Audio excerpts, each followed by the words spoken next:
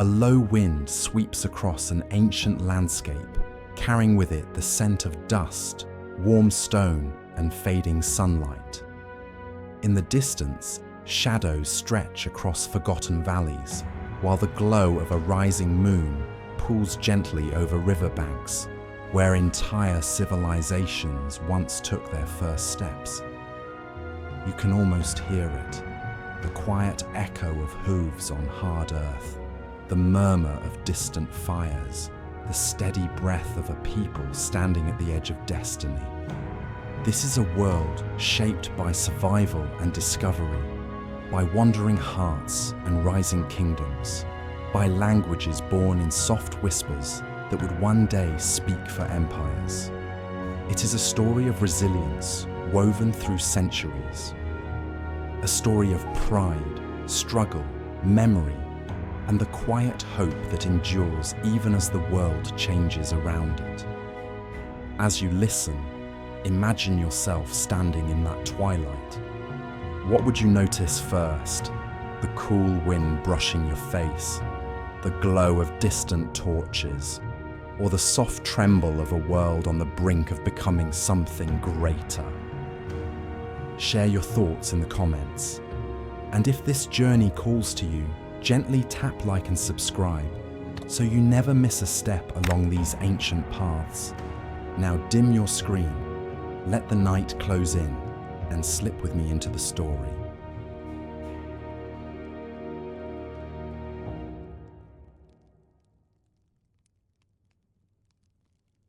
In the cool hush before sunrise, along the quiet banks of the upper Euphrates, a small band of travelers stirred beneath faint stars. Their footprints, softened by the night wind, marked the slow beginning of a people who would one day give their language to empires. The sky above them held the last pale scatter of night, a deep indigo softening at the edges, where the morning waited patiently to arrive. A few embers smouldered in the small fire they had tended through the night, glowing like tiny fragments of a distant constellation. As the first breeze drifted over the river, it carried with it the scent of wet clay, saltbrush, and the faint sweetness of early spring grass. These early Aramean wanderers moved with a rhythm shaped by generations, quiet, deliberate, carrying only what they needed. Their world was wide and open, stretching from the rolling deserts of northern Arabia to the slow bends of the Euphrates and the fertile valleys tucked between low hills. They travelled lightly, but their history carried far more weight than the bundles on their backs. Every step they took traced a path that countless others would follow long after their names were forgotten. One of them, a young herder, rose first. He wrapped his wool cloak tighter around his shoulders, feeling the lingering chill, and listened. The landscape was still, a soft, expectant stillness that came before the first bird calls. He looked toward the river, where the surface lay smooth as polished stone, broken only by the gentle ripple of fish stirring beneath. Nearby, an older traveller adjusted the ropes of a pack animal and whispered to it in a soft dialect that would one day evolve into early Aramaic. The gentle tones carried effortlessly in the cool morning air. Their language, still simple and shifting, held within it echoes of older tongues, shaped by trade, by travel, by the many peoples who cross the same winding routes. A small child, barely awake, reached out for her mother's hand. She blinked sleepily at the dim horizon. Her mother brushed dust from the girl's hair and pointed toward the sky. "Watch," her voice seemed to say, even if no words were spoken. Slowly the dark veil above them thinned. A faint ribbon of gold stretched across the east. It was in moments like this, quiet, unassuming, that the foundations of a people's identity began to take form. For these early Aramean groups, life was not defined by kings or cities or borders. It was shaped by movement, seasonal migrations that led them between grazing lands and water sources, by the need to adapt, to trade, to survive in harmony with a landscape that could offer both nourishment and hardship. Nights were spent in clusters near oases or riverbanks. Days unfolded under an expanse of sky whose colours shifted like a living tapestry. As the light strengthened, the travellers packed their campsite. Leather waterskins were lifted, woven mats rolled, simple clay jars tied carefully. Every object they carried bore signs of many journeys, the smoothness of handles worn by countless hands, the faded fibres of ropes moistened by morning dew, the faint scent of herbs stored for healing or ritual. In the distance, the desert slowly revealed its contours.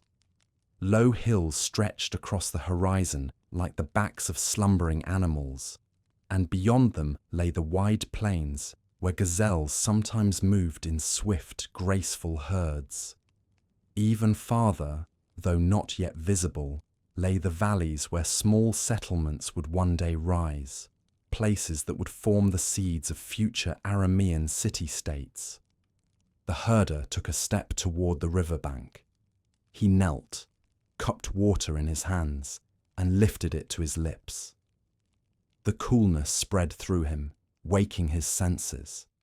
The river had been flowing long before his ancestors walked these lands, and it would continue long after he returned to dust. To him, the Euphrates was not simply a river. It was a promise of life, of stability, of the possibility of settling if the seasons were favourable. He watched as a thin mist rose from the surface, curling like soft breath. That mist would cling to memory long after the moment passed. It would carry into stories told around fires, into lullabies whispered to children, into words scratched later onto clay tablets, by Aramean scribes who had never known the life of wandering. When the group finally began to move, they did so with the slow, steady pace of those who knew they were part of something larger than themselves.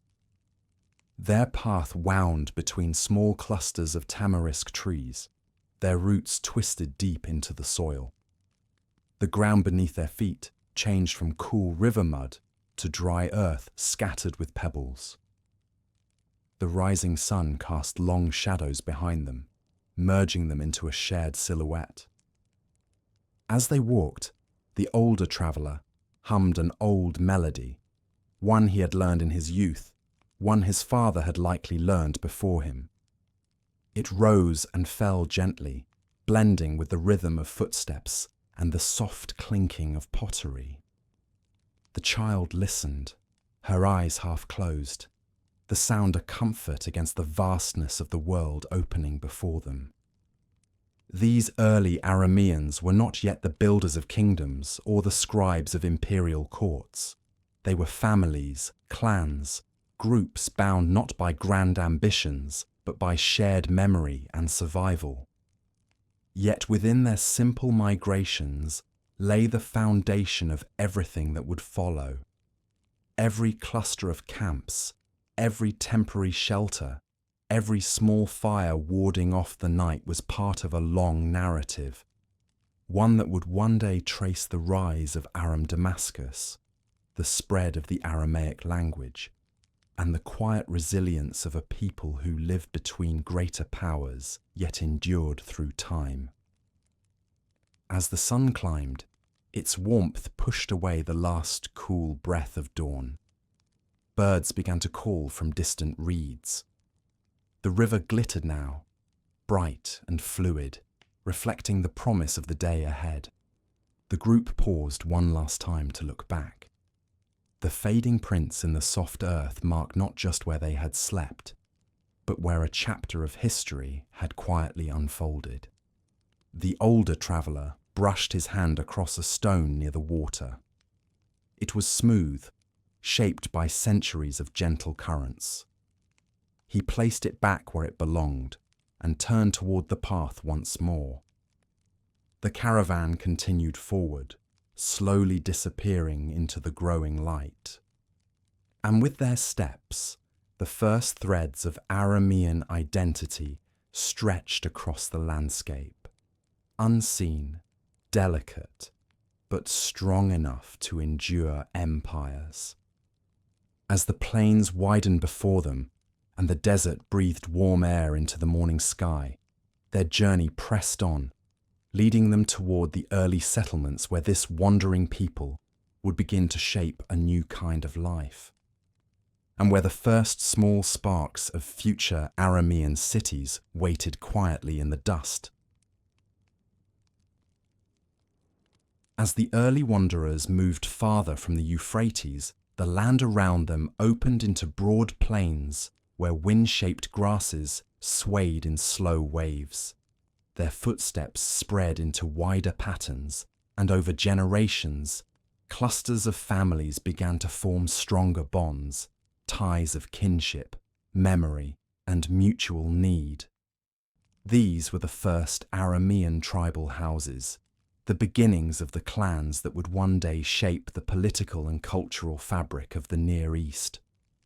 At first, these houses were little more than extended families who travelled together, their tents arranged in loose rings during the night.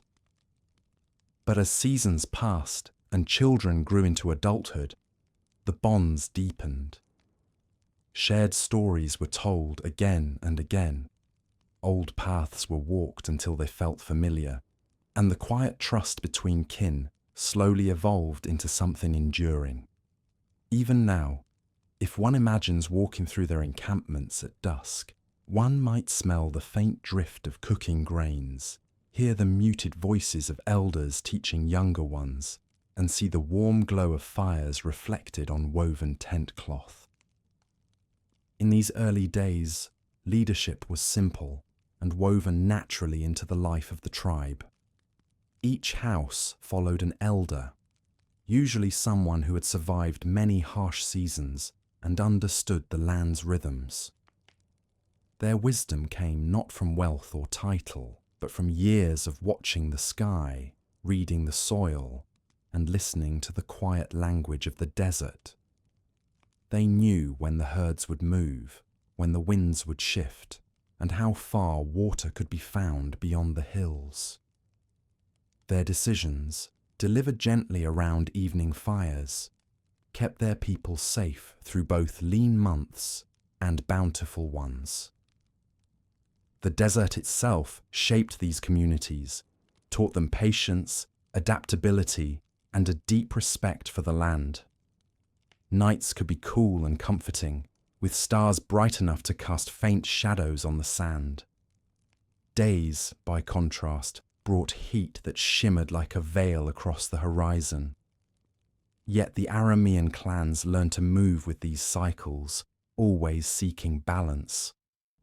They found small wells tucked between rocky outcrops, groves of hardy trees that survived on little rain, and narrow valleys where grass pushed through the soil even in dry years. Each discovery was remembered and passed along, forming a mental map shared among generations. Trade also began to draw these clans together. Travellers from the north, from the lands of the Hittites, Hurrians, and others, sometimes crossed their paths. To the south and east, routes led toward Babylonian and Assyrian territories. The Arameans watched and listened, learning from the goods that arrived with passing caravans. Beads of faraway stones, clay jars marked with unfamiliar symbols, and woven fabrics dyed in colours deeper than their own desert plants could produce. Though they were still a people of movement, the Arameans were no longer isolated wanderers. With each encounter, their sense of identity grew richer. Their language absorbed new expressions. Their stories gained new layers. Their understanding of the broader world expanded little by little. A gentle morning breeze rustled through one of the larger encampments as a new day began. A ring of tents stood in a loose crescent, their fabrics swaying softly. Smoke from a cooking fire drifted upward in pale grey ribbons. Children stirred from sleep, blinking at the sunlight filtering through the tent seams. A young mother stepped outside, the sand cool beneath her feet, and tied her hair with a strip of wool dyed in ochre. Around her, other families emerged from their tents, like petals slowly opening.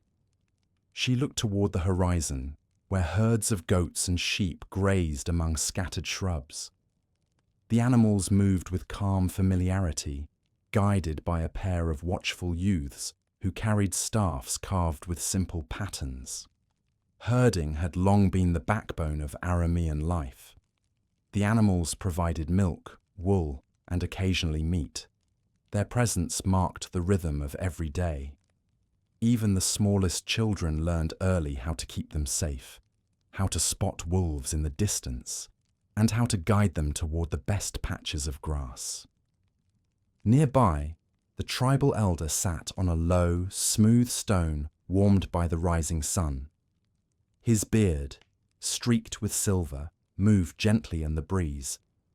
He held a wooden staff across his knees and traced small shapes in the dust, symbols of memory, not yet a written script, but meaningful nonetheless. Around him, a group of older youths listened intently as he spoke about the land's changing seasons. His voice carried the softness of someone who had repeated these lessons many times, never growing weary of ensuring the next generation would understand.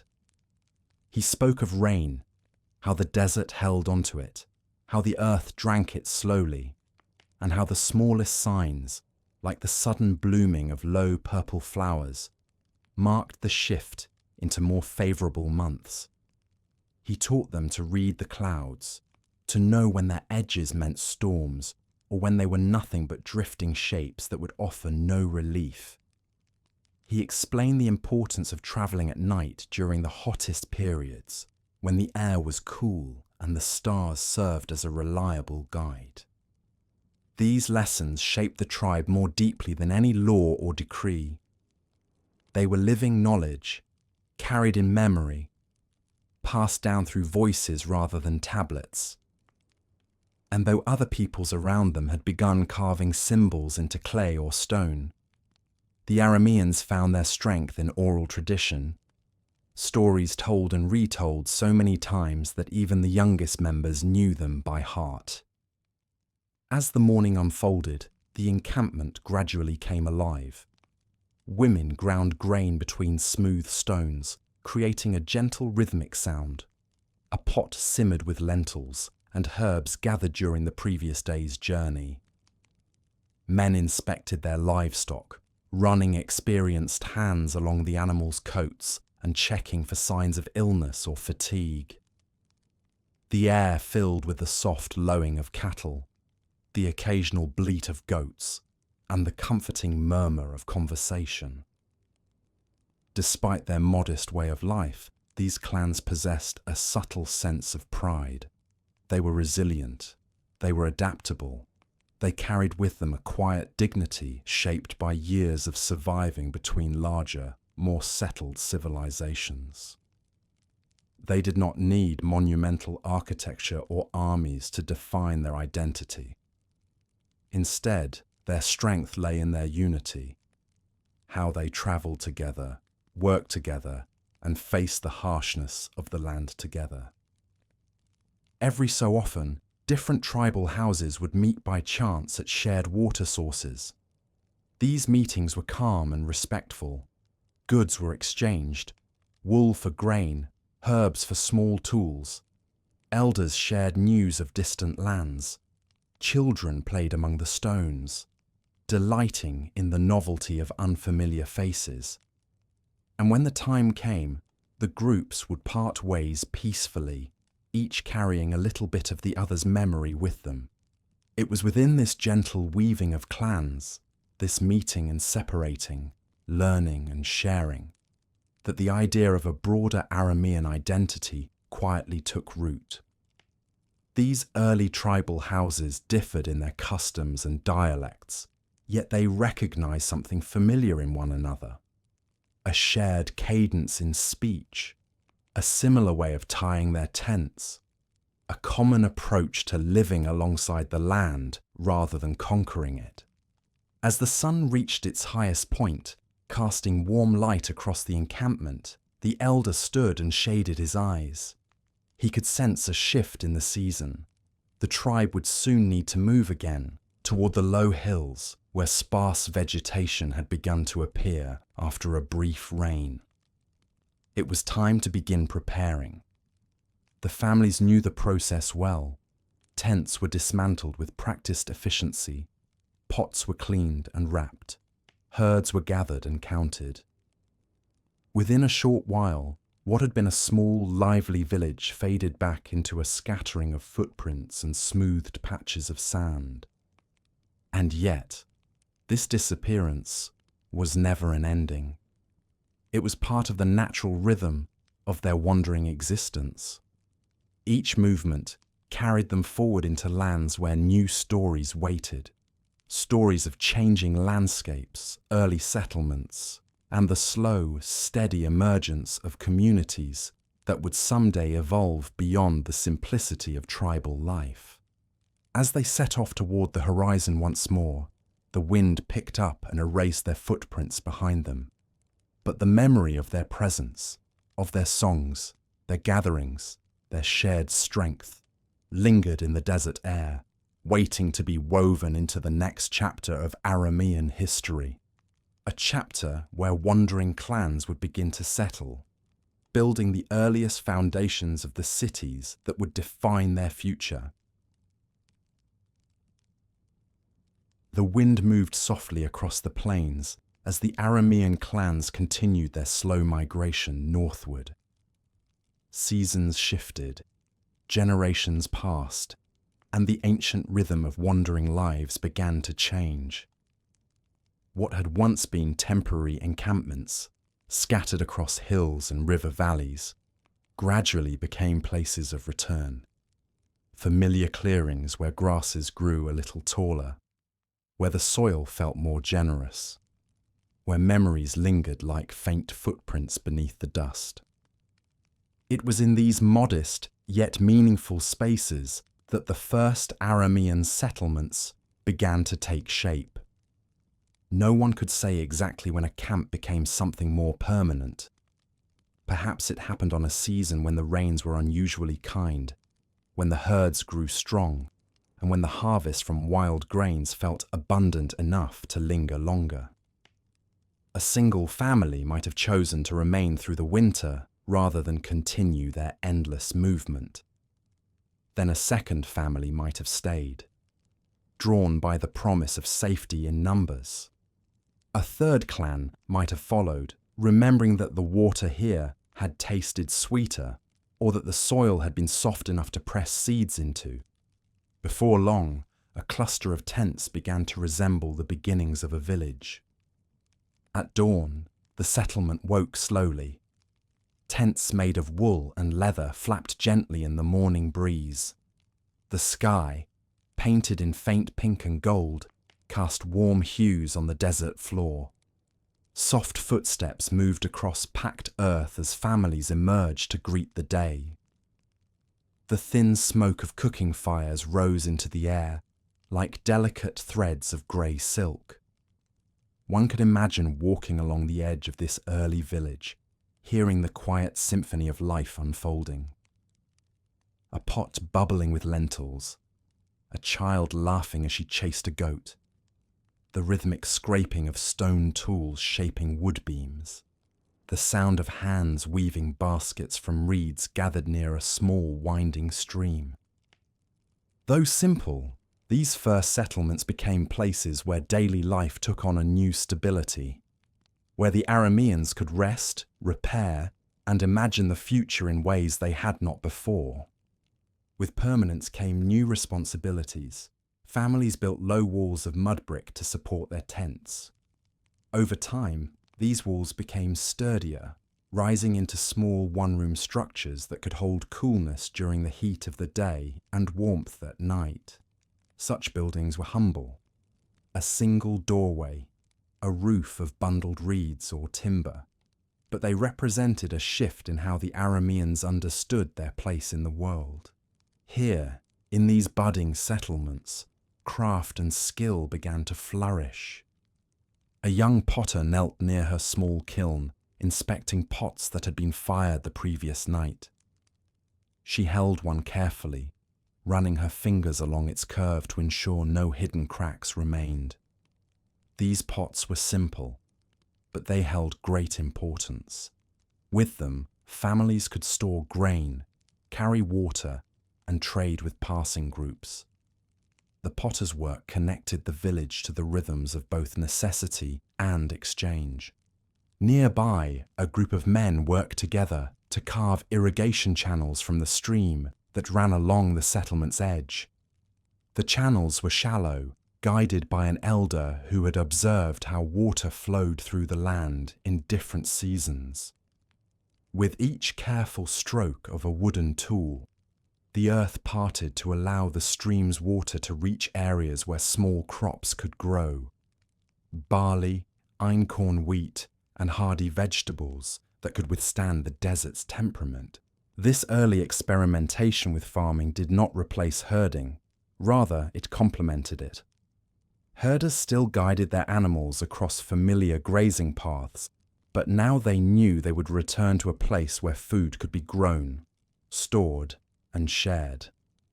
In the evenings, when the herds returned, their bells jingled softly, echoing across the settlement like gentle music. As the village grew, so too did its sense of identity. A central gathering place formed, a clearing near a large tamarisk tree whose deep roots had survived countless seasons. Beneath its shade, elders met to discuss matters of the community. They planned migrations, coordinated trade, and settled disputes with calm voices. Their decisions were carried out not because they wielded authority, but because the community trusted their experience. Around the clearing, the first signs of a social structure emerged. Certain families became known for their crafting skills, others for their ability to negotiate with neighbouring groups, and others still for their deep understanding of the land's shifting moods. This gentle specialization strengthened the entire settlement, creating a network of shared roles that lifted the burden from individuals. At dusk, the settlement glowed with the soft light of fires burning in clay hearths. Families gathered around them, sharing meals and stories. Some spoke of past migrations and the challenges they had faced. Others told tales of the stars, of spirits believed to watch over the land, or of great rivers that flowed beyond the northern hills. The children listened with wide eyes, the firelight casting flickering shadows that danced across their faces. Occasionally, travellers from other Aramean groups or from foreign lands would arrive. These visitors brought news of distant places, the bustling cities of Mesopotamia, the mountain kingdoms of the north, the desert stretching farther than anyone could walk in a single season. They also brought goods, beads of coloured stone, small bronze tools, fabrics dyed with brilliant hues. In exchange, they carried away wool, livestock, pottery, and stories of the settlement's quiet rise. With each passing season, the village grew a little larger, its footprint spreading like a slow breath across the valley floor. Mud brick houses replaced most tents. Narrow pathways formed between them, worn smooth by countless feet. A small granary emerged, nothing more than a sturdy, elevated structure meant to protect stored grain from moisture and animals. But to the people, it represented safety and foresight. Even the language spoken by the villagers began to settle into new patterns. The once fluid dialects of wandering clans became more unified as families stayed in close contact. Words took on shared meaning. Expressions became traditions. The sounds of early Aramaic, rich, rhythmic, and gentle, filled the air each day, slowly shaping a linguistic identity that would eventually spread far beyond the boundaries of these humble beginnings. One evening, as the sun dipped behind the hills and the sky turned a deep velvet blue, an elder stood at the edge of the settlement and watched the lights of the village flicker like scattered stars. He remembered a time when his people never stayed in one place long enough to see a child grow from an infant to an adolescent in the same clearing. Now he could look upon the faces of children who had never known the constant movement of their ancestors, who had taken their first steps on this very soil, and who would someday build their own homes upon it. He felt a quiet pride, not in monuments or wealth, but in the simple strength of continuity. The Arameans were still travelers at heart, still guided by the wisdom of the land. Yet they had found places where roots could take hold, where time could shape their memories into something lasting. In the cool twilight, the elder whispered a short blessing over the land, thanking it for its generosity. The breeze carried his words gently, as if to weave them into the fabric of the night. And in that moment, the settlement, still small, still vulnerable, yet profoundly meaningful, stood as a promise. A promise that these early attempts at permanence would one day lead to towns, then to fortified centres, and eventually to the powerful Aramean cities that history would remember. For now, though, the village rested under the watchful glow of the stars, breathing quietly in the darkness, waiting for the next chapter to begin, where scattered settlements would grow into the first true Aramean communities, foundations that would one day rise into the kingdom of Damascus itself. As the years unfurled into generations, the small Aramean settlements scattered across valleys and riverbanks began to knit themselves into a wider tapestry of communities. These were no longer the fragile seedling villages of earlier days, but growing clusters of mud brick homes, shared granaries, and well-worn paths that connected families, clans, and small local leaders. Among all these places, one region stood at a crossroads of possibility, a land where the desert winds softened, where the hills offered both protection and vantage, and where fresh water coursed through fertile plains.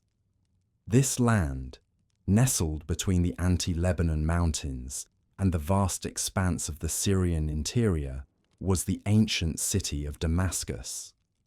Long before it became the heart of an Aramean kingdom, Damascus was already a place shaped by summers of shimmering heat, winters of cool, refreshing rain, and a landscape made gentle by the Abana and Farpar rivers. These streams flowed like lifelines, feeding orchards that rustled softly beneath the sun, and nourishing fields of grain that rippled in quiet waves. Travellers from the north and south had passed through its lands for centuries, leaving behind stories and the faint traces of older cultures.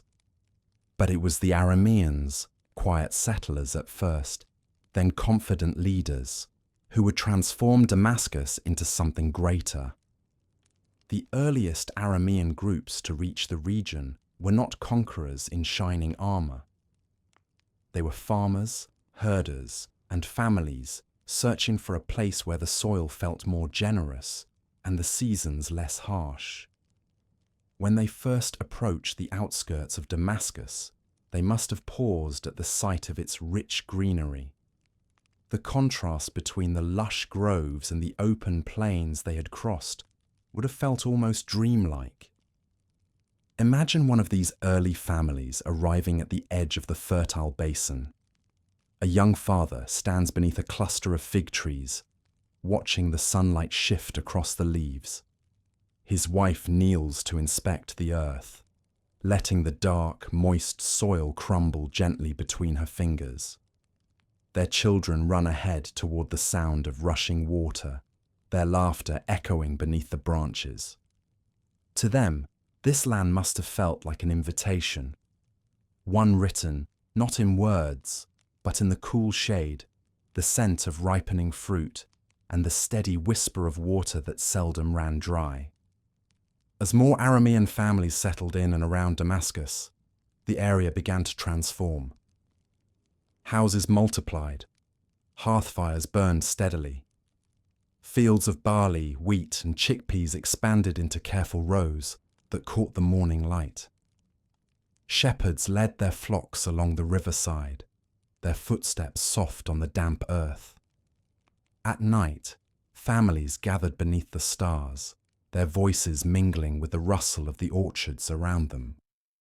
The settlement became a village, and the village slowly grew into something more, a community with shared purpose, shared protection, and shared dreams.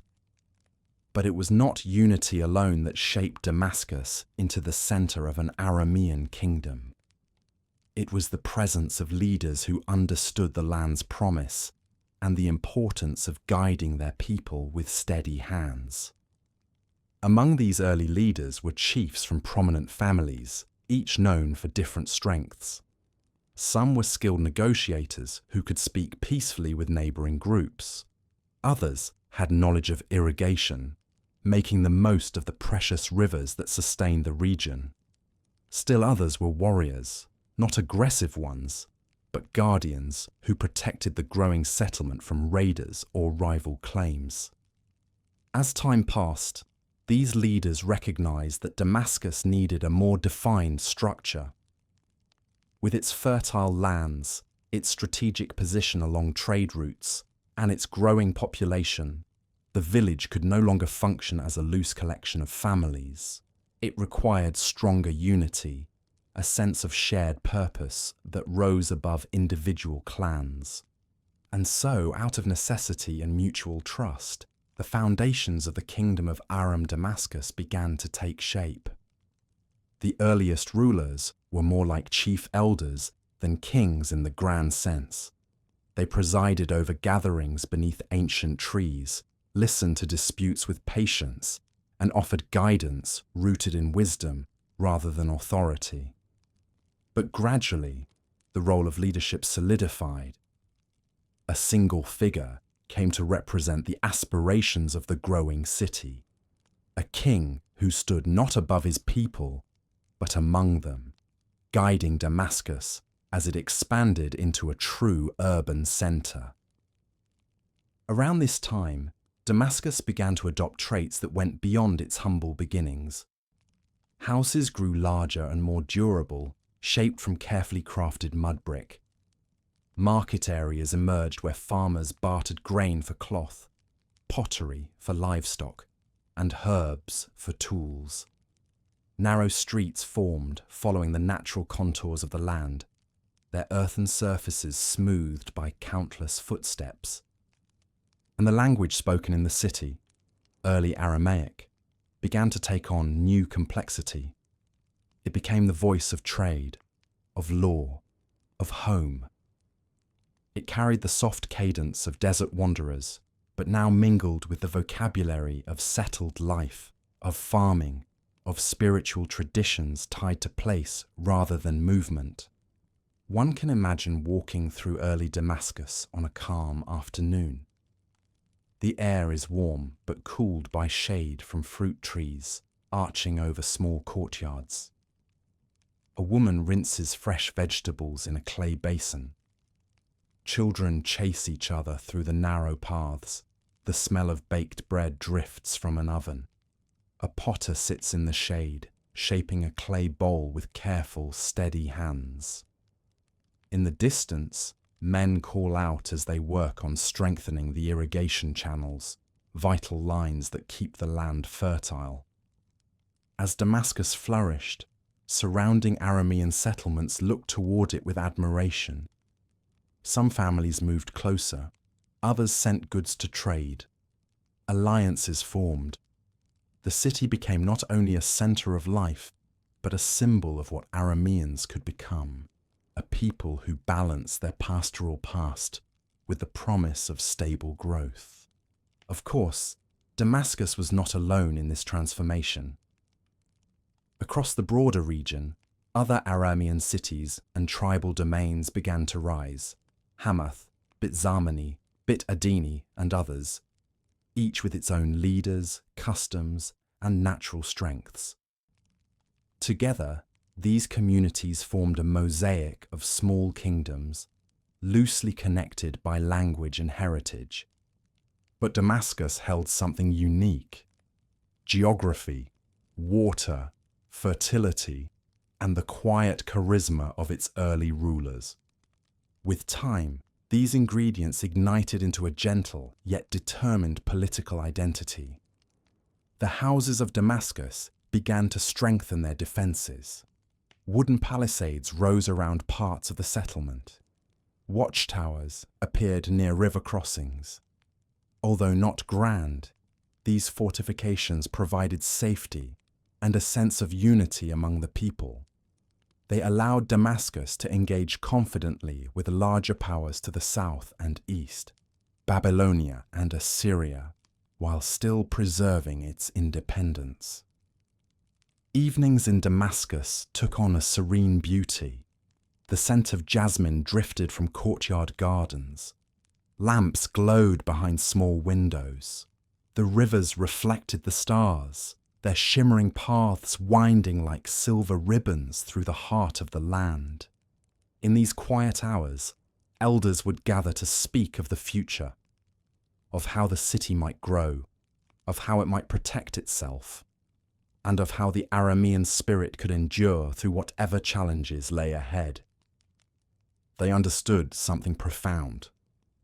A settlement becomes a city not through walls or markets, but through the dreams of its people. And in Damascus, the dreams of the Arameans grew stronger each year, fed by the promise of fertile soil and the steady flow of water beneath the moonlit sky. As the kingdom began to form, the people of Damascus stepped into a new chapter, one where their identity would no longer be shaped solely by wandering, but by the building of a home worthy of history's remembrance. The early city breathed softly at night under the glow of countless stars, preparing to rise into the powerful heart of Aram, a kingdom whose name would soon echo across the ancient Near East. As the sun rose each morning over the orchards and earthen homes of early Damascus, something else was rising quietly alongside the city, a soft, flowing voice carried from family to family, from settlement to settlement, from valley to distant plain. It was the voice of early Aramaic, a language that began in small houses, around warm hearths, in the quiet spaces between wandering and belonging. No one among those early speakers could have imagined how far their words would travel. They could not have known that the language they used to comfort a child, trade a jar of grain, or greet a traveller would one day echo in palaces, on clay tablets, in bustling markets, and across vast empires. For now, it was simply the sound of home. In the early days, Aramaic did not feel like a language in the making.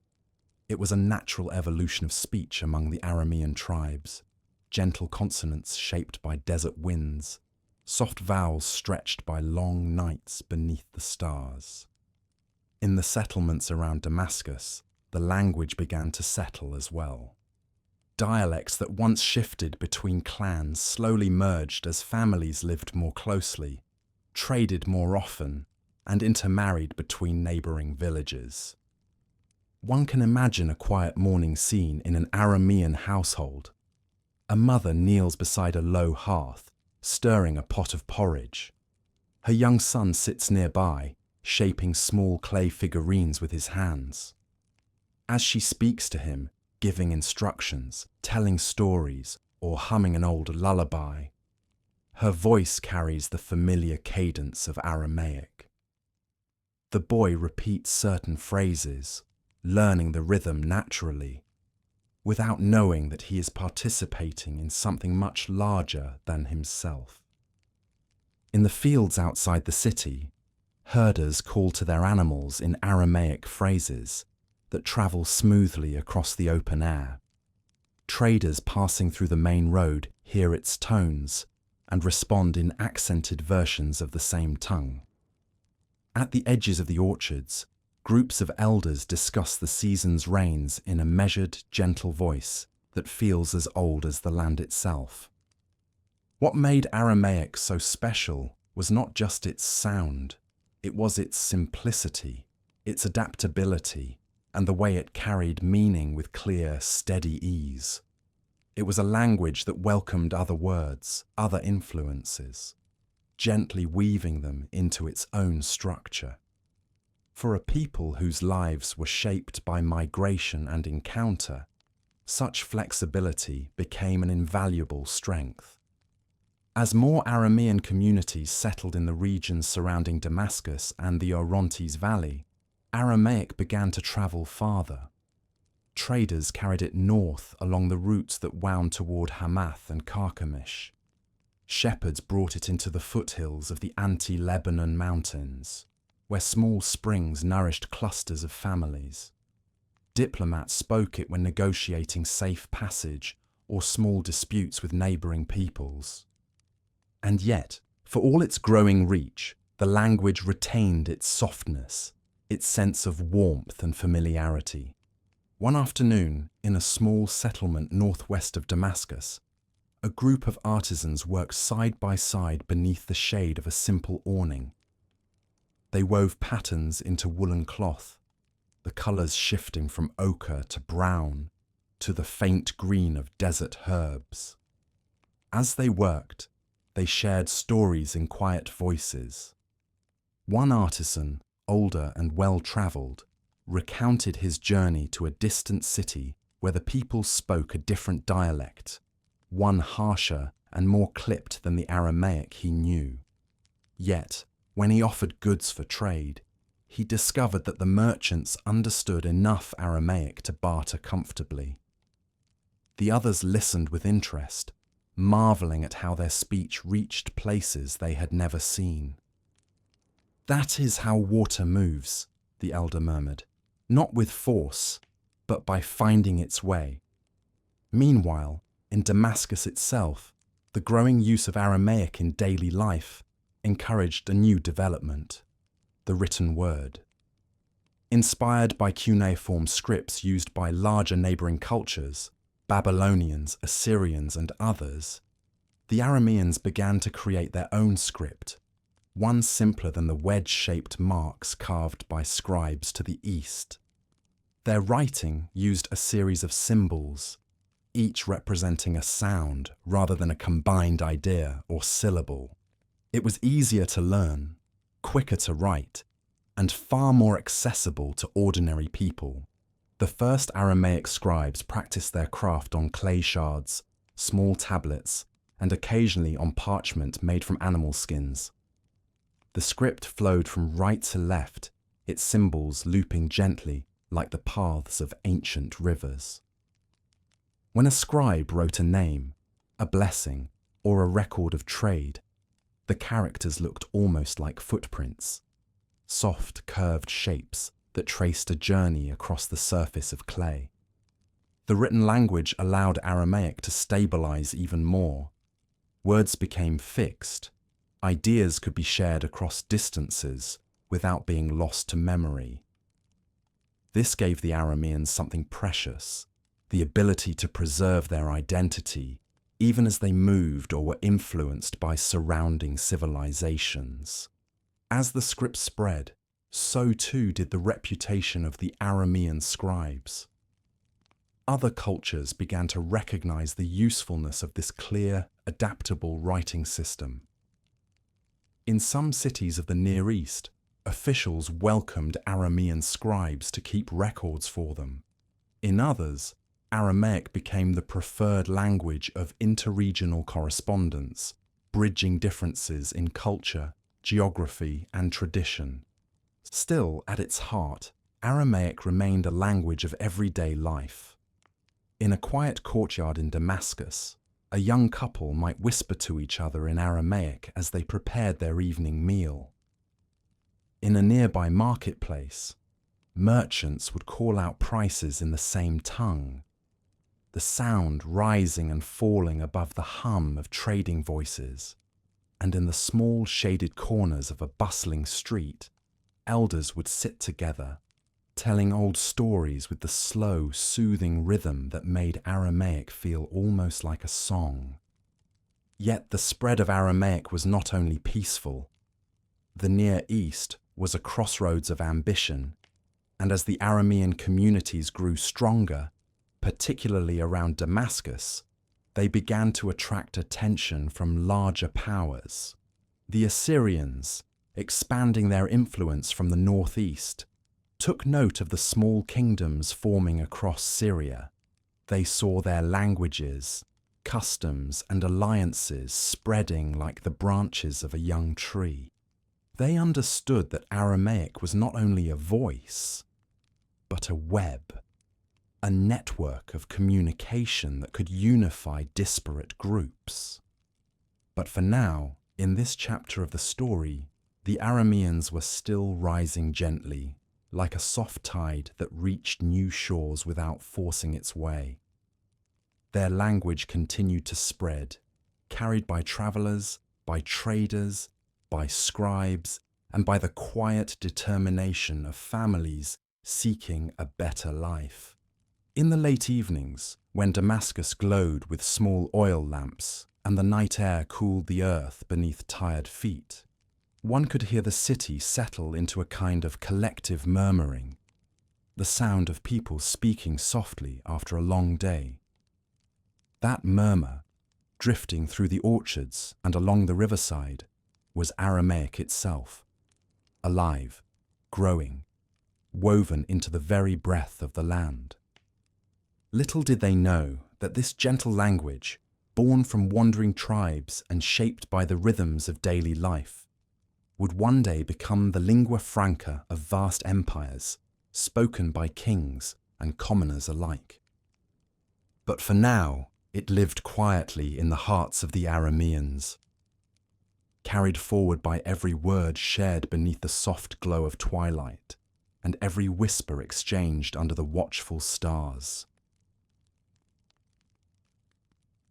The world of the ancient Near East was stitched together by a vast network of paths, some little more than narrow tracks worn into the earth by herders, others broad routes travelled for centuries by caravans laden with goods. These winding roads crossed mountains, deserts, and river valleys, forming quiet lifelines between distant cultures.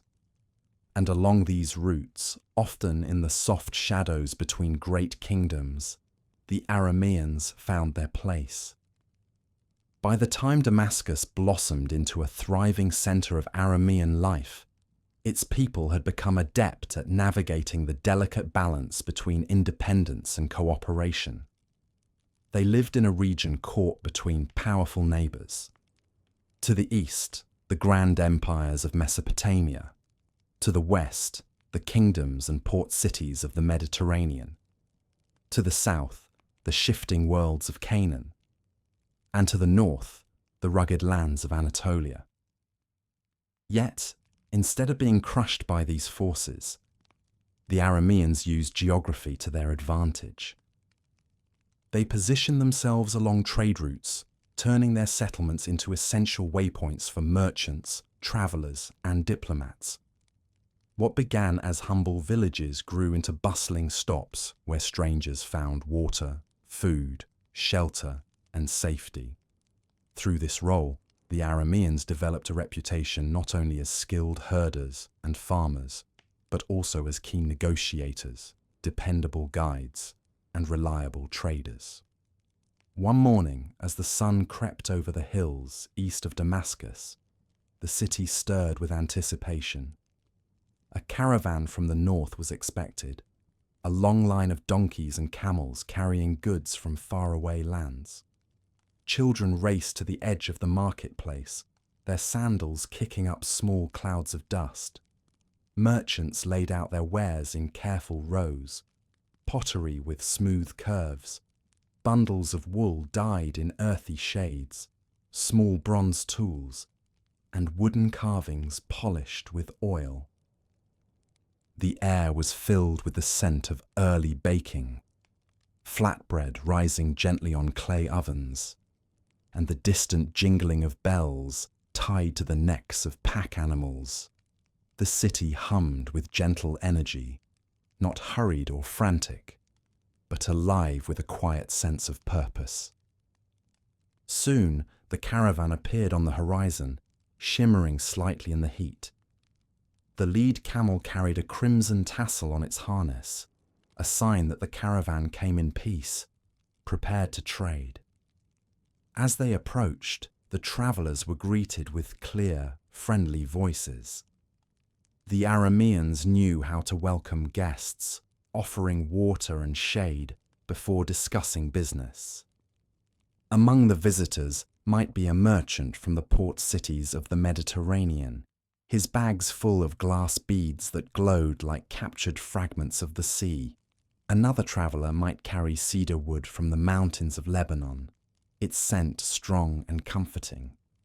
Others brought metal tools, precious stones, small jars of perfumes, and rolls of fine cloth dyed with rare pigments.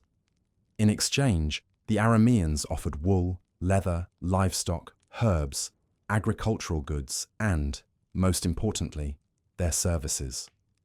They became the guides of the desert, navigating the shifting sands and hidden springs better than anyone else.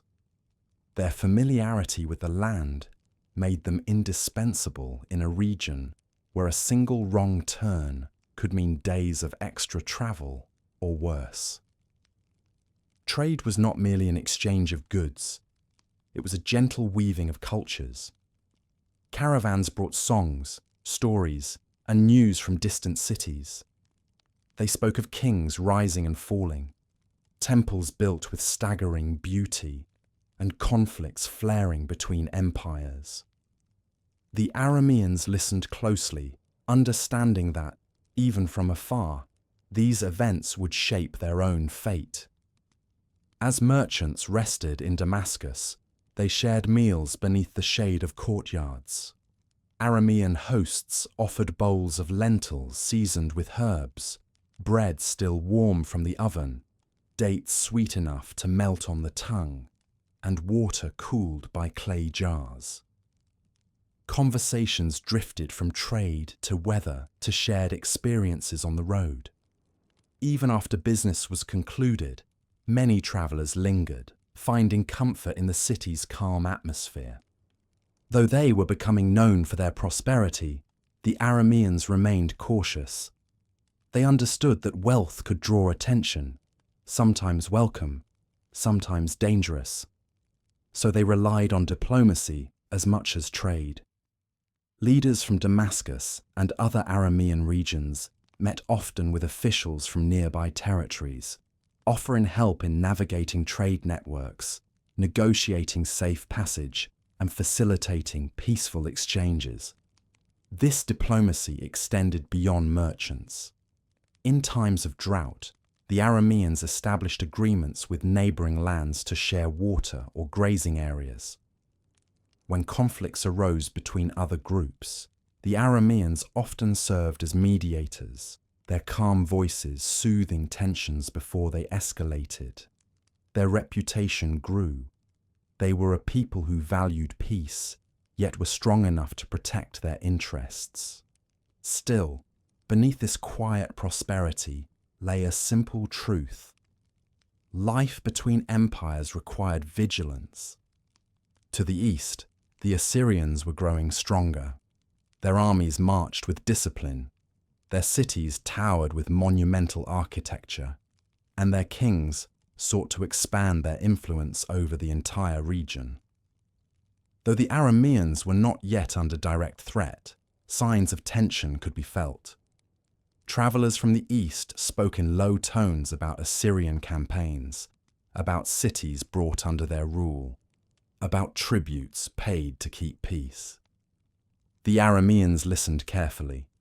They knew that one day the winds would shift, and the quiet spaces between empires would no longer be as peaceful. But for now, they continued to build. They continued to thrive.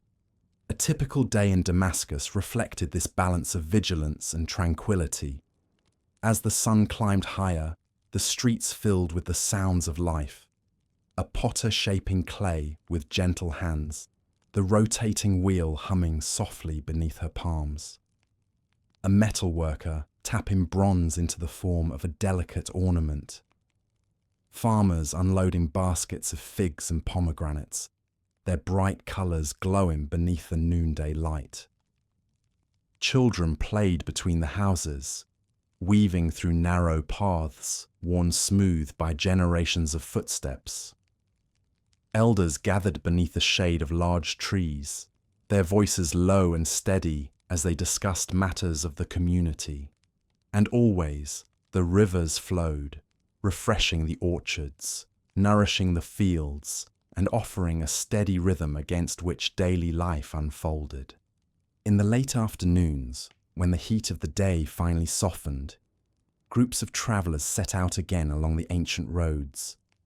Dust rose behind their footsteps, then slowly settled back to earth. The marketplace quieted. Merchants counted their earnings and carefully stored away goods not yet sold. Families returned to their homes, their doors framed by the warm glow of oil lamps. As twilight settled, the city took on a serene beauty. The orchards rustled gently in the breeze, their leaves catching the last golden rays of the fading sun. Birds perched along the waterways, their evening songs drifting through the air. Smoke from cooking fires rose in soft spirals, carrying with it the smell of spiced stews and baked bread. In one particular courtyard, a grandmother sat with her grandchildren, telling them stories passed down through generations. She spoke of their ancestors who had wandered the desert, following stars and instincts rather than settled paths. She told them how their people had learned to read the signs of nature, how they had survived droughts and storms, how they had found fertile lands like Damascus through patience and perseverance. Her voice was gentle, her words slow and calming. She paused often, letting the children imagine the landscapes she described. The endless plains, the cool riverbanks, the mountains rising like silent guardians. And as she spoke, the children leaned closer, warmed by the comfort of her presence. Elsewhere, a young merchant reviewed the day's transactions by lamplight. His scroll of notes, written in the flowing curves of the Aramaic script, recorded sales, purchases, and agreements. He smiled softly as he read, knowing that each mark on the parchment represented a step toward a more prosperous future. Across the city, farmers rested on woven mats after a long day of labour. They spoke quietly about the harvest, about rain, about the health of their crops.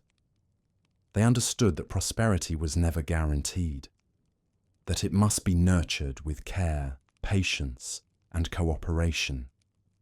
This combination of hard work, diplomacy, and adaptability made the Arameans uniquely resilient. They were not shielded from the changing tides of history, but they met each shift with a calm strength that allowed them to endure where others faltered.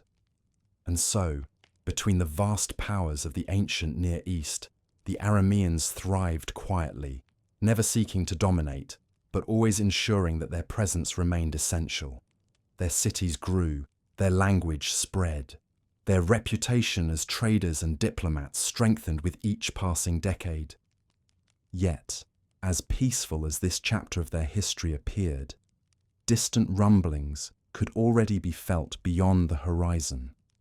The Assyrian Empire, expanding with relentless ambition, would soon turn its gaze toward the west. And when it did, the Arameans, who had built their lives between empires, would find themselves standing at the edge of profound change. But for now, in this moment of gentle prosperity, as the night settled soft and cool over Damascus and its neighboring towns, the Arameans rested beneath the quiet stars, unaware that the next chapter of their story would test every thread of wisdom, unity, and resilience they had woven through the centuries.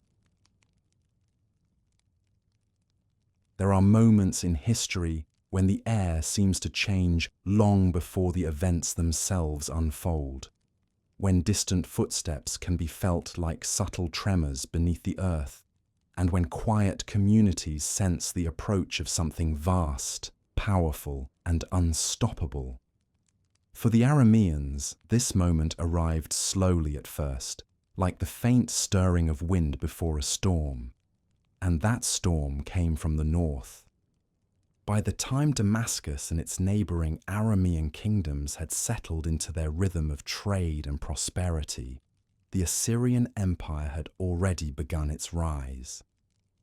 In the lands beyond the upper Tigris, cities like Ashur, Nineveh, and Kalhu, later known as Nimrud, had grown into centers of formidable strength, places of towering architecture, advanced military organization, and rulers who saw expansion as part of their destiny.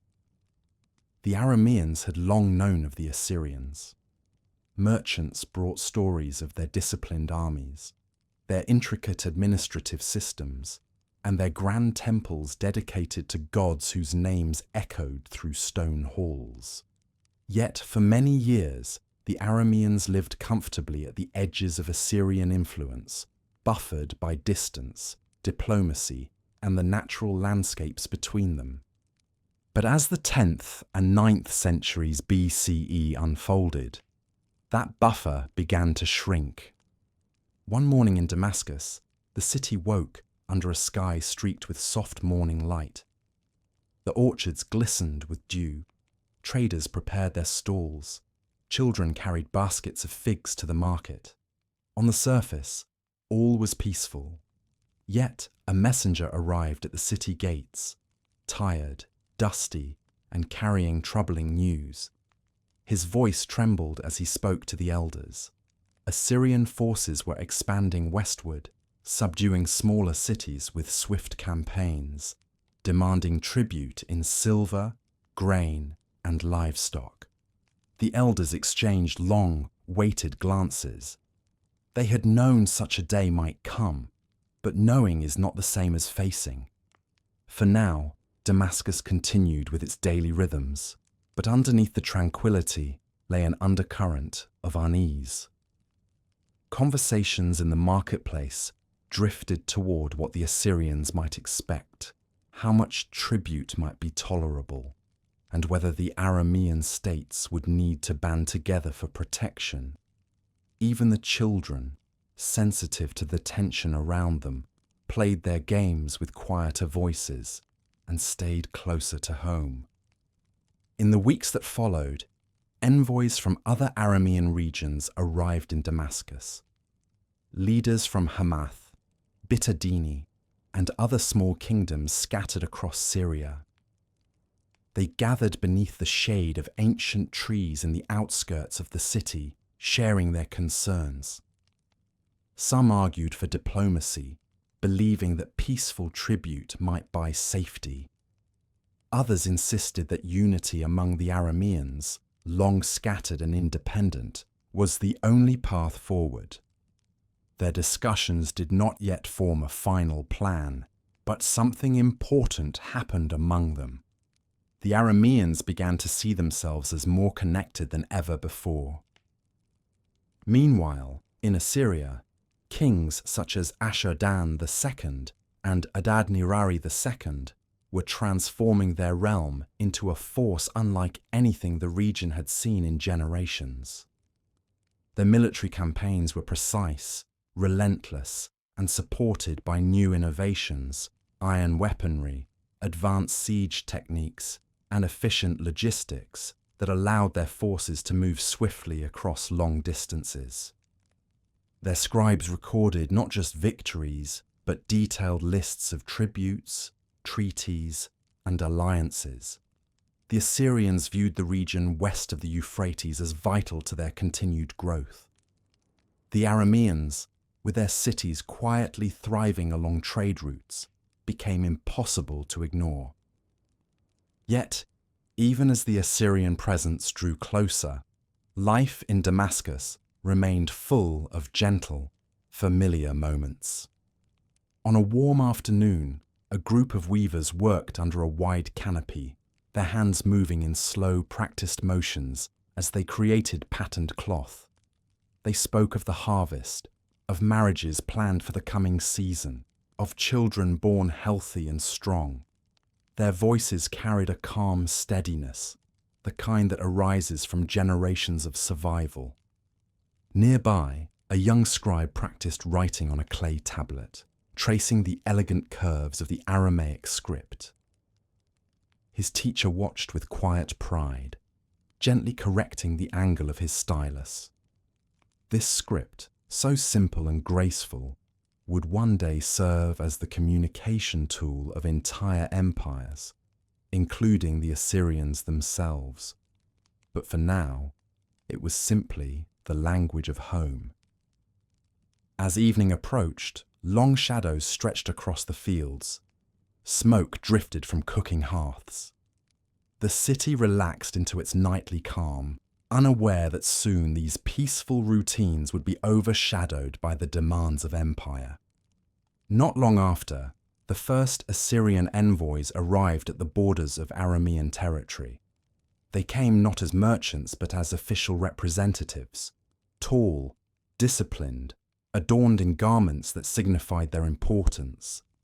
Their message was clear. The Aramean states were expected to pay tribute in return for Assyria's protection. For the smaller Aramean kingdoms, refusal was not realistic. They agreed, reluctantly, to send tribute, hoping to avoid conflict. But Damascus, stronger than its neighbours and proud of its identity, hesitated. It was during this period that one of the most important Aramean rulers emerged. Ben-Hadad I, a king whose steady leadership helped Damascus navigate the growing pressure. Stories later described him as wise, firm, and capable of uniting disparate clans. He understood that the Arameans could not resist the Assyrians alone, yet he also feared that submission would erode their autonomy. Ben-Hadad convened a council beneath the cool shadows of the city's largest tamarisk tree. Representatives from nearby Aramean towns gathered, their faces marked with worry. The king spoke in a calm voice, encouraging cooperation and mutual protection. He proposed alliances, trade agreements, and shared defences. Nothing that would provoke Assyria, but enough to strengthen their collective resolve. For the first time, the Aramean states considered themselves part of something larger, a loose alliance formed not through conquest or imperial decree, but through shared history, language, and vulnerability. Meanwhile, life inside Damascus continued with its gentle rhythms, even amid uncertainty. In the marketplace, a potter shaped a tall storage jar, smoothing its sides with steady hands. A shepherd guided his flock across a shallow river, the animals splashing softly. A mother braided her daughter's hair in the doorway of their home, humming a song that her own mother had once sung to her. These small acts, repeated through generations, held the city together even as clouds gathered on the horizon. But the Assyrian storm was growing. Under the reign of King Ashurnasirpal II, Assyria pushed westward with renewed ambition. His armies moved with frightening efficiency, subduing cities in northern Syria and demanding tribute from those who wished to avoid destruction. Reports of their campaigns reached Damascus, stories of sieges, of heavy tributes, of imposing stone monuments erected to celebrate Assyrian victories. The Arameans listened, their quiet prosperity shadowed by the knowledge that such events might one day reach their own borders. Yet even in this uneasy time, the Arameans found strength in unity and in their deep connection to the land. They fortified their cities, not with towering walls like those of great empires, but with careful planning, watchtowers, and stronger alliances. They prepared their youths for defense while continuing to trade and maintain diplomatic relations. In the evenings, when the sky glowed with fading light, elders met in small circles, speaking softly about strategy, peace, and the hope that storms, no matter how fierce, eventually pass. As the years went on, the Arameans and Assyrians encountered each other in various ways, sometimes through tribute, sometimes through diplomacy, and at other times through conflict. But despite Assyria's formidable power, the Arameans held something precious: an adaptable culture, a resilient spirit, and a language whose clear, gentle voice would one day be embraced even by the conquerors themselves. For now, however, the Arameans stood at the edge of a difficult chapter, one where decisions carried great weight, where alliances mattered more than ever, and where their peaceful world would be tested by forces far beyond their borders. But they faced this moment with quiet strength. For just as storms sweep across the land, reshaping it forever, so too can people endure, rebuild, and find light again when the skies clear. And in Damascus, beneath the soft glow of moonlit orchards and the soothing whisper of river winds, the Arameans prepared, patiently, thoughtfully, and with a hope rooted deeply in the land that had carried their footsteps through centuries. The shadows of great empires crept slowly across the Near Eastern landscape, yet within the quiet streets of Aramean towns and villages, life continued in gentle rhythms. Even as the Assyrian presence grew more pronounced, felt in diplomatic messages, in rumors carried by travelers, and in the growing need for unified leadership, the people of Damascus, Hamath, and the surrounding regions held tightly to the rituals that shaped their days. For the Arameans, history was never only about kings or armies. It was about home, the careful tending of orchards, the simple act of grinding grain at dawn, the sound of children playing in shaded courtyards, the murmur of families gathering around evening fires.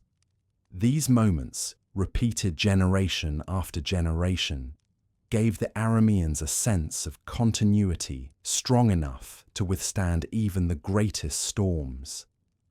On a late spring morning, soft light spilled across the rooftops of Damascus. The air held the fresh scent of irrigated fields, carrying hints of mint, barley shoots, and wild herbs growing along the riverbanks. Long before the marketplace grew busy, women had already begun their quiet work, drawing water from clay jars, kneading dough on smooth wooden boards, and tending to vegetable patches behind their homes. A young mother guided her two daughters into the courtyard, where sunlight filtered through hanging grapevines. She helped them wash their faces, then handed each a small basket for gathering herbs. The children moved with a sense of purpose, plucking sprigs of thyme and sage, careful not to disturb the bees drifting lazily from flower to flower. Their laughter rose softly, blending with birdsong and the distant clatter of a potter preparing clay. Across the city, an elderly man opened the shutters of his small workshop. Within its earthen walls, He kept tools inherited from his father: chisels, shaping stones, small bronze blades polished smooth from use. As he stepped inside, dust swirled in the sunbeams. He paused, touched the amulet hanging above the doorway, and whispered a short morning blessing. Then, with calm concentration, he began carving a wooden bowl, his hands steady despite their age. These simple acts had taken place for generations. They formed the heartbeat of Aramean life, quiet, grounded, and resilient, even as the world beyond grew increasingly turbulent. In the afternoons, the marketplace bustled with warm energy. Merchants arranged their goods on low tables covered with woven cloth. The scents of roasted grains, figs, honey, and warm bread drifted through the air. Traders from neighbouring regions brought jars of olive oil and wine. Aramean farmers offered wool, leather goods, and baskets filled with fresh produce. The hum of Aramaic conversation, soft and rhythmic, filled the streets. Though the Assyrians loomed in the background, the Arameans did not live in constant fear. Instead, they remained aware, alert to changes in trade patterns, watchful of strangers with unfamiliar accents, and attentive to the quiet signals shared among city leaders. The elders of Damascus kept careful relationships with Assyrian envoys, offering respect but not submission, tribute but not surrender. And while diplomacy unfolded in council halls, life in the villages remained steady. In one small settlement near the foothills of the anti-Lebanon mountains, a shepherd guided his flock through a narrow pass where cool winds blew down from the peaks.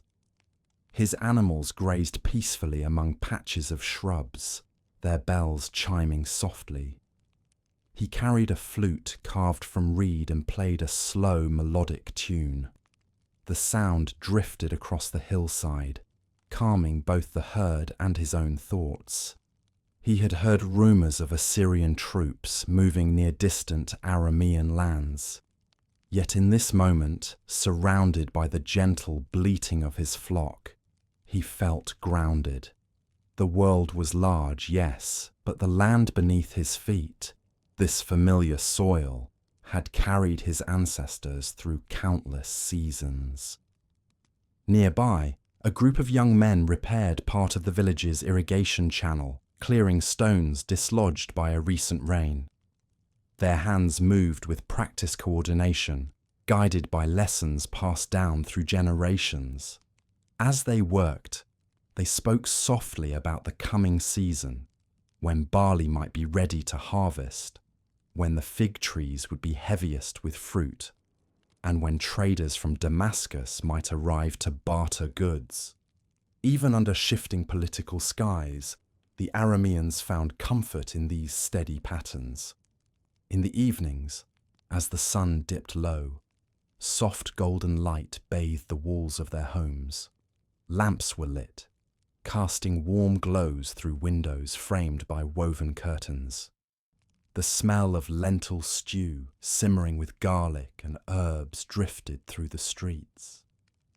Families gathered on rooftops to catch the cool night air, watching as the sky shifted from amber to violet to deep, restful blue. Across Damascus, one could hear gentle conversations rising from courtyards, elders telling stories of ancient migrations, of the early days when Arameans wandered the desert in search of new lands, parents speaking softly about the future, children drifting to sleep to the sound of lullabies sung in melodic Aramaic. Life persisted with a quiet strength. Not all moments were peaceful, of course. Once each year, Damascus sent caravans eastward, bearing tribute for the Assyrian kings, measured offerings of silver, fine cloth, livestock, and carefully crafted goods. These gestures were not signs of defeat, but of diplomacy, a way to preserve autonomy in a world shaped by shifting powers. The journey itself was long, crossing plains where the wind carried the smell of distant storms, moving past settlements that bore the marks of Assyrian presence. Yet, every time the caravans returned, the people gathered to welcome them home. They listened eagerly to tales of the lands beyond, the grandeur of Assyrian palaces, the strength of their armies, the vastness of their roads. These stories were shared with curiosity and sometimes concern, but always the travellers ended their tales with relief. We returned safely, and Damascus stands strong. For the Arameans, resilience was not found in weapons or towering walls. It lived in the everyday choices they made, the choice to plant new fields each season, to continue weaving cloth and crafting tools, to gather as families under the cool night sky, and to teach their children not only caution, but hope. One evening, a grandmother sat with her grandchildren at the edge of an orchard. The trees rustled gently, their leaves catching the last shimmer of sunlight. She pointed to the horizon, where faint hills softened under the dusk. "Empires rise," she whispered, her voice calm and steady. "They grow tall like cedar trees, but cedar trees topple in storms. Our people, we are like the desert grasses. We bend when the wind blows. We hold fast to the soil. We return every spring." Her words, simple yet profound, echoed the secret of Aramean endurance. As night settled over Damascus, the city glowed with small lamps flickering behind mud-brick walls. The rivers flowed with a soft murmur, carrying reflections of starlight across their surface. And above it all, the sky stretched wide and calm, as if reminding the people that they had weathered countless changes before, and would do so again. For now, life was peaceful. The fields were green, the orchards full, the trade routes open. Families rested safely in their homes, soothed by familiar sounds and gentle winds. The Arameans lived with quiet dignity, their hearts steady, even as new chapters of history approached. Little did they know that soon their leaders would face greater choices, choices that would draw them into alliances, into conflicts, into moments that would test the unity they had nurtured for generations. But tonight, as the stars shimmered softly above the land, the Arameans breathed in the peace of the present and allowed themselves to rest beneath the patient, watching sky. As the years unfolded and the presence of the Assyrian Empire pressed ever closer, the Aramean world entered a period marked by both tension and determination. In Damascus, heart of Aram and keeper of a proud heritage, the kings who rose to power found themselves walking a delicate path, balancing diplomacy with resistance, caution with courage, and hope with the sobering knowledge of the world beyond their borders. The early light of dawn fell softly over the rooftops of Damascus. The orchards shimmered with dew. The scent of figs and ripening pomegranates drifted through the streets, and the city stirred with its familiar rhythms. But behind the gentle beginnings of each day, discussions in council rooms were becoming more frequent, more urgent. The Aramean kings understood that their land stood at a crossroads of history.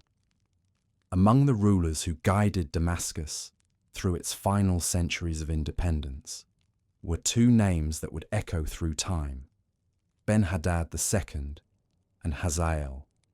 Their reigns, though turbulent, reflected the complex strength of the Aramean spirit, adaptive yet resolute, humble yet unyielding when the moment demanded firmness.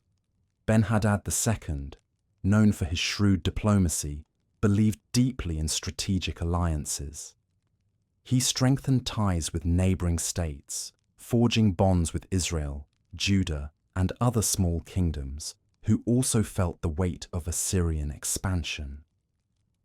Under his leadership, Damascus became a center of coordination, where envoys from various lands met beneath shaded courtyards to discuss shared concerns. On a warm afternoon, one such gathering took place within a large hall adorned with woven hangings dyed in soft desert hues. Lamps flickered gently, casting warm light on the faces of the assembled leaders. Ben-Hadad listened as each representative spoke, the cautious optimism of some, the deep worry of others, and the pragmatic realism shared by all. The king's voice was calm as he proposed a pact of mutual support. No single kingdom could stand alone, he reasoned, but together, through shared knowledge, trade, and defense, they might delay or deter the growing pressure from the east. His tone was inviting, never forceful, reminding those present that unity was not only a political choice, but a moral one, woven from the shared desire to protect their people. Outside, life in Damascus continued to weave its daily patterns. Children played near the city's wells, throwing pebbles into the water and watching the ripples expand. Bakers kneaded dough in shaded workshops, their hands moving with practiced ease. Shepherds brought their flocks to market, the gentle bleating of the animals blending with the hum of trade. These everyday scenes reminded the leaders why their discussions mattered so deeply. Yet diplomacy alone could not halt the turning wheel of empire. As the years passed, Assyrian influence continued to reach farther west. Under kings like Shalmaneser III, the Assyrians launched campaigns into Syria, moving with their characteristic precision and strength. Their armies marched in straight columns, shields gleaming beneath the sun, banners fluttering like stern reminders of the power they represented. Tales of these campaigns reached Damascus long before the soldiers themselves. Merchants arriving from northern towns spoke in low, steady tones of sieges, of forced tributes, of cities that capitulated without resistance. Though these stories carried fear, they also carried lessons, where diplomacy had succeeded, where resistance had failed, and how other cultures managed to preserve pieces of themselves even under foreign rule. Ben-Hadad II responded to these shifting winds with a mix of caution and resolve. He continued to strengthen alliances, and his envoys travelled often through the lands of the Levant, maintaining bonds with leaders who shared similar concerns. But he also fortified Damascus. Its walls were strengthened, watchtowers improved, and reservoir systems enhanced to protect the city during difficult times. Despite these preparations, life within Damascus remained gentle. Families continued to gather each evening along quiet rooftops, watching the sky shift into soft purples and deep blues. The rivers continued their slow, calming flow, and children slept peacefully beneath woven blankets, lulled by the soft murmur of nighttime breezes. But history, always moving forward, ushered in a new chapter with the rise of Hazael, a figure remembered for his determination and strength. Hazael came to power during a period of intensified Assyrian pressure and took a firmer stance than his predecessors. While Ben-Hadad had leaned heavily on diplomacy, Hazael believed that resistance, judicious, calculated, and rooted in deep knowledge of the land, was necessary for survival. Under Hazael's leadership, Damascus stood its ground more openly. Though he continued to navigate the complexities of diplomacy, he also prepared the kingdom for defensive action, strengthening fortifications and rallying local support. Nearby Aramean settlements responded with loyalty, sending supplies and skilled workers to support the capital. The unity forged through shared challenges deepened into a resilient bond. On a crisp morning, Hazael walked along the city's outer walls with his closest advisors. The stone beneath their feet held the morning's coolness, and the view from the ramparts stretched far across the plains. They spoke quietly, not with fear, but with sober clarity, acknowledging that uneasy times lay ahead. Yet, Hazael's presence brought a sense of calm. His voice was measured, his posture steady, and his understanding of both diplomacy and defense gave his advisors confidence. Meanwhile, within Damascus, daily life continued with its steadfast rhythms, proof that even in uncertain times, people adapt and find solace in the familiar. A group of women worked together near a communal oven, shaping flatbreads and brushing them with oil. They shared stories of their families, of births and weddings, of the mild winter and expected harvest. Their voices carried warmth, a reminder that even in times of uncertainty, community remained a source of strength. In another corner of the city, a young scribe taught his students the flowing strokes of Aramaic script. He corrected their lines gently, encouraging them to write with balanced pressure and smooth motion. "Words endure," he told them softly. "They travel far beyond our sight." His students nodded, unaware that one day Aramaic would become the literary and administrative language of empires. Across the region, smaller Aramean cities maintained their own balance between hope and vigilance. Hamath strengthened its trade networks. Bitadini reinforced its river crossings. The kingdoms communicated often, supporting one another through both shared grain stores and shared knowledge. Despite the looming presence of Assyria, there were still periods of tranquility. Seasons of good harvests filled the granaries. Caravans continued to travel. Families gathered under grapevine shade to share meals scented with garlic, lentils, and fresh herbs.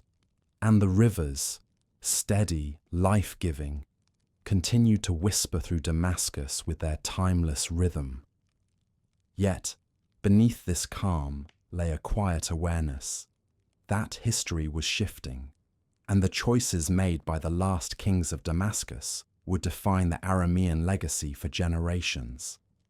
Hazael's reign would see both triumphs and hardships. Through careful strategy, he managed to preserve Aramean independence longer than many expected, resisting Assyrian advances in battles remembered by regional histories. Though the Assyrians pushed hard, Damascus remained standing. Its people supported by the determination of leaders who knew that resistance, even in the face of overwhelming power, could shape the memory of a nation. Even as conflicts ebbed and flowed, the Arameans held on to their identity with gentle determination. They spoke their language, nurtured their traditions, and lived with a quiet dignity grounded in community, land, and memory.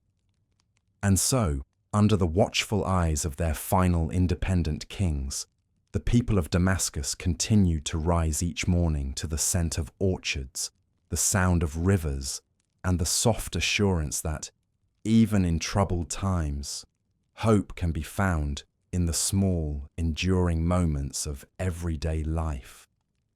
Night after night, they looked toward the stars, trusting that their resilience, woven through generations, would carry them through whatever came next, toward a future shaped by both struggle and strength, and by a legacy that would outlive even the most powerful empires. The day finally came when the quiet valleys and orchards of the Aramean lands felt the full weight of the Assyrian Empire. The storm that had long lingered at the edges of the horizon swept inward, slow but certain, reshaping the map of the Near East one city at a time. And when it reached Damascus, heart of the Aramean world, it carried with it the end of political independence, but not the end of a people. The fall of Damascus did not arrive suddenly. It came in waves, each one stronger than the last, as Assyrian kings, Shalmaneser III, Adad-nirari III, Tiglath-Pileser III, pushed farther westward with disciplined armies and carefully planned strategies. Their campaigns were forceful, but their approach to conquered people was complex. Harsh in battle, yes, yet structured with a system meant to integrate diverse populations into a single imperial order. For the Arameans, this meant that life changed, but it did not vanish. When Damascus eventually bowed to Assyrian power, the city awoke to a strange mixture of apprehension and normalcy. Soldiers in unfamiliar armor patrolled the streets. Officials bearing clay tablets with foreign inscriptions visited marketplaces and council houses. Yet the rivers continued to flow. The orchards continued to sway. Families still rose at dawn to knead bread, tend to gardens, and greet one another with warm voices. The morning after the conquest, an elderly merchant walked through the city gates to open his stall. He paused, resting his hands on the worn wood of his counter. His heart felt heavy, yet when he lifted his gaze, he saw familiar faces, friends, neighbors, fellow traders. They nodded to him with quiet reassurance. Though the Assyrians had claimed the city, the people who gave Damascus its soul were still there. Their roots ran deeper than walls or thrones. And so, life continued. The Assyrians organized the region under new administrative districts. They installed governors, collected tribute, and introduced imperial regulations. They brought scribes fluent in Akkadian and administrators trained in the complexities of the empire. But they also adopted something from the Arameans, something that would shape the ancient world for centuries. The Aramaic language, this gentle, practical tongue, had already spread widely across trade routes. Now, under Assyrian rule, it blossomed. The empire found Aramaic so adaptable, so clear, so efficient, that they used it alongside their own administrative language. Aramaic scribes became crucial to communicating across thousands of miles, from the mountains of Anatolia to the palm-lined cities of Babylon. Even in conquest, the Arameans contributed quietly, powerfully, to the shape of history. But not all Arameans stayed within Damascus. Some families were relocated, as was common in Assyrian policy, resettled in other parts of the empire where newly conquered lands needed farmers, artisans, or scribes. Though such movements were difficult, the Arameans carried their traditions, language, and memory with them. They built new homes, planted new orchards, and taught their children the stories of their ancestors. In a village far east of Damascus, for instance, one relocated family settled near a riverbank lined with reeds. The father, once a shepherd in the foothills of Syria, now tended fields assigned to him by the local governor. Each evening, he sat with his children beneath an unfamiliar sky, telling them of the land they had left, the taste of figs from Damascus orchards, the sound of wind moving through olive groves, the gentle flow of the Abana River. His voice carried both longing and hope, weaving memory into the next generation. Other Arameans found themselves in bustling Assyrian cities. There, craftsmen from Damascus were welcomed for their skill. They helped create fine textiles, carved wooden furniture, and produced pottery of remarkably smooth finish.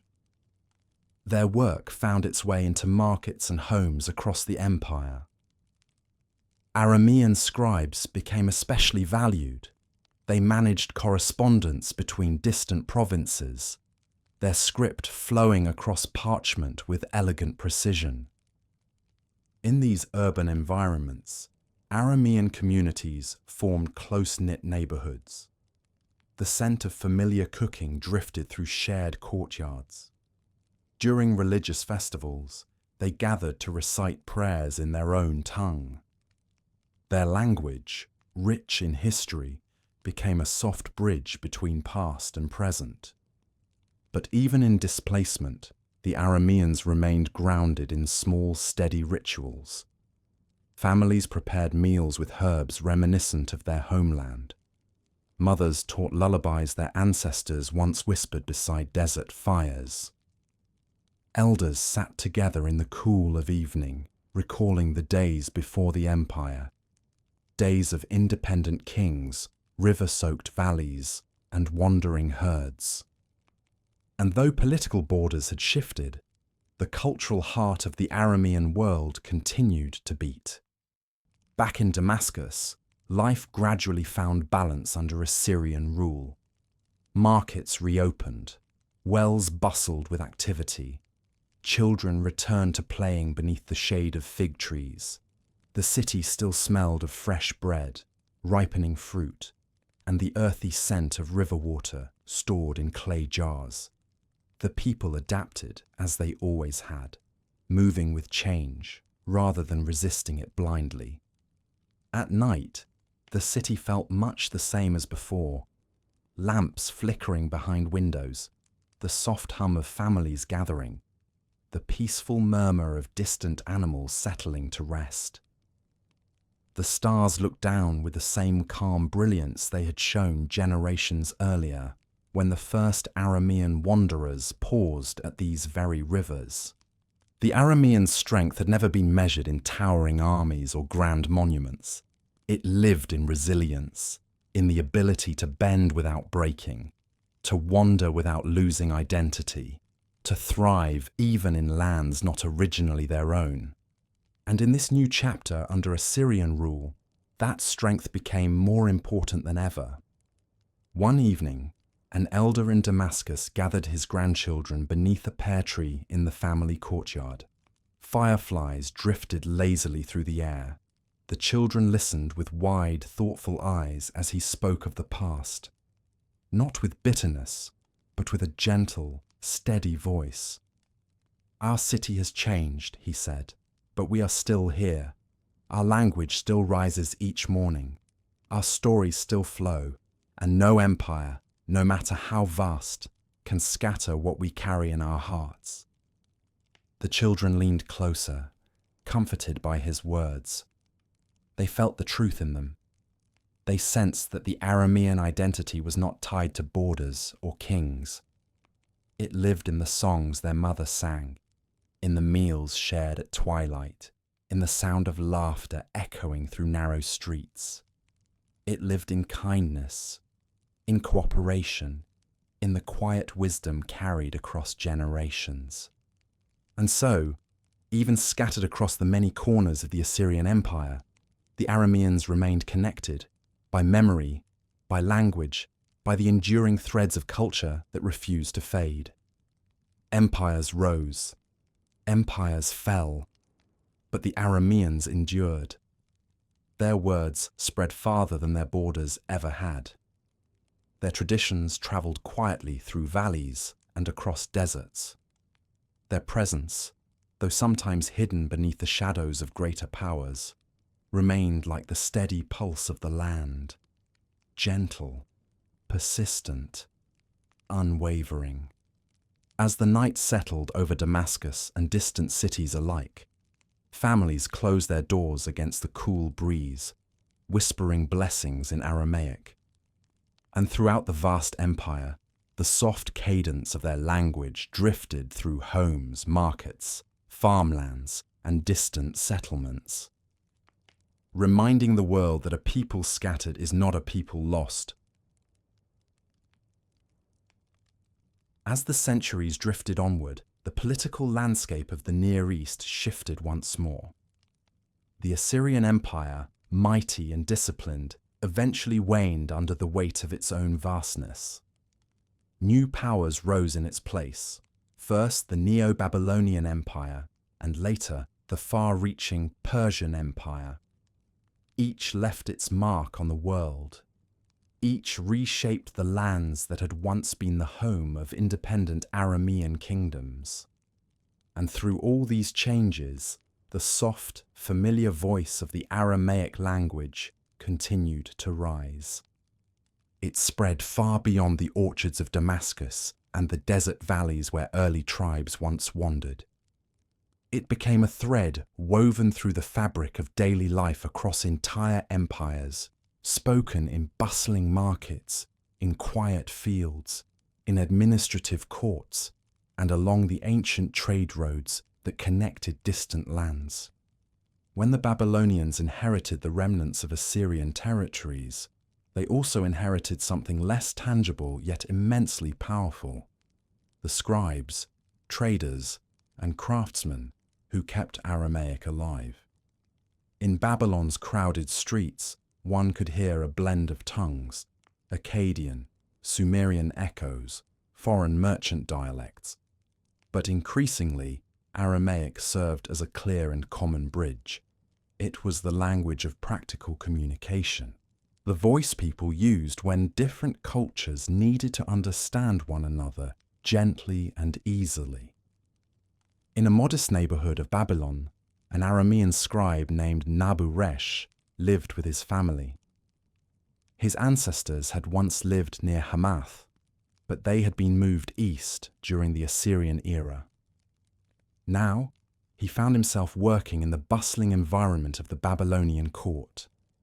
Each morning, he dipped his stylus into ink and wrote carefully on parchment, creating records of trade, land transactions, and diplomatic correspondence. Though he served a foreign empire, he carried Aramean traditions quietly in his heart. When he returned home in the evenings, he spoke Aramaic with his children, teaching them the flowing strokes of the script and the old stories of their people, stories of wandering shepherds, of early settlements, of the rivers of Damascus. The sound of Aramaic filled their small home like a comforting breeze, reminding them of a heritage that distance could never erase. Elsewhere in the Babylonian realm, communities of Aramean farmers tended their crops with the same patience they had once shown in the hills of Syria. They planted barley and wheat in carefully watered fields, guided by irrigation channels that glittered beneath the sun. They stored grain in earthen jars, tended orchards of pomegranates and dates, and lived with quiet dignity. Their language shaped the rhythm of their workday: soft commands to oxen, gentle songs sung at midday, calm conversations shared during rest. Not far from them, merchants of Aramean descent travelled between cities carrying goods wrapped in wool and linen. They navigated the great roads with ease, their voices fluent in multiple tongues, but most at home in Aramaic. When they negotiated, comforted a frightened animal, or shared a warm meal with a stranger, it was Aramaic that carried their thoughts. And so, even without political independence, the Arameans shaped the world through the steady spread of their language. Then came another turning of the ages, the rise of the Persian Empire under Cyrus the Great in the mid-6th century, BCE. This new empire, vast and remarkably diverse, stretched from the plains of Anatolia to the mountains of Central Asia and the warm coasts along the Persian Gulf. With such breadth, communication was essential. The Persians, recognizing the clarity and adaptability of Aramaic, adopted it as the empire's administrative language. Across thousands of miles, orders were written in Aramaic. Records were kept in Aramaic. Officials travelled with Aramaic scribes. the language that had once been spoken only in the pastoral settlements of Syria, now connected a sprawling empire. For the Arameans, this shift opened doors. Many rose to positions of trust: scribes in royal courts, translators in far regions, accountants who kept track of trade and agriculture. They travelled more widely than ever before. In the Persian capital of Susa, an Aramean scribe sat at a wooden desk, copying a royal decree onto parchment with calm, steady strokes. Around him, the walls breathed with the warmth of midday. Outside, the air shimmered with distant heat, and palm trees rustled gently as the wind drifted through their fronds. He paused for a moment, looking out the window at the quiet city. In that stillness, he thought of his grandparents, who had once lived in a village far west of here, close to Damascus, where the mountains watched over the land. Though he lived far from that world, every letter he wrote in Aramaic was a quiet tribute to the heritage that lived in his blood. Back in Syria, people continued their daily tasks, much as they always had. The fall of the Assyrians had brought difficulty, yes, but with the Persians came relative stability. Markets reopened with vibrancy. Trade roads grew safer. Communities rebuilt and expanded. Damascus, though no longer a capital of its own kingdom, remained a city of great beauty. Its orchards flourished beneath the gentle watering systems restored under Persian administration. Water wheels creaked softly along the riversides. Craftsmen carved wood and stone with renewed focus. Markets bustled with goods from faraway lands: spices from India, textiles from Lydia, glassware from Phoenician ports. And in the evening, as lamps flickered behind woven curtains, families gathered to share meals flavoured with the familiar taste of their homeland. Lentils simmered with garlic, roasted vegetables, figs drizzled with honey. Afterward, they told stories beneath the stars, the night air mild and comforting. A grandmother spoke softly to her grandchildren as they huddled close, the glow from a small clay lamp illuminating their eager faces. She told them of early Aramean wanderers who followed the desert winds, of the first settlements rising gently from the dust, of Damascus during its independent days, and of the language that had travelled farther than any caravan could. The children listened with wide-eyed wonder, sensing that they were part of something old and enduring. Each story carried not just history, but a sense of continuity, a reminder that even in an empire as vast as Persia, their identity remained intact. As the Persian Empire continued to grow, Aramaic became a unifying thread running through the hearts of its provinces. In border towns, desert oases, mountain villages, and river cities, one could hear its gentle cadence. It connected peoples of different faiths, different customs, different landscapes. It bridged gaps where other languages faltered. And quietly, without armies or political ambition, the Arameans became the world's teachers of clarity and connection. In this age of great empires, the Aramean story was not one of conquest or rebellion.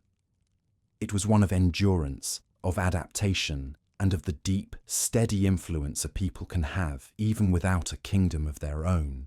Empires came, empires went, but Aramaic remained, soft, steady, familiar.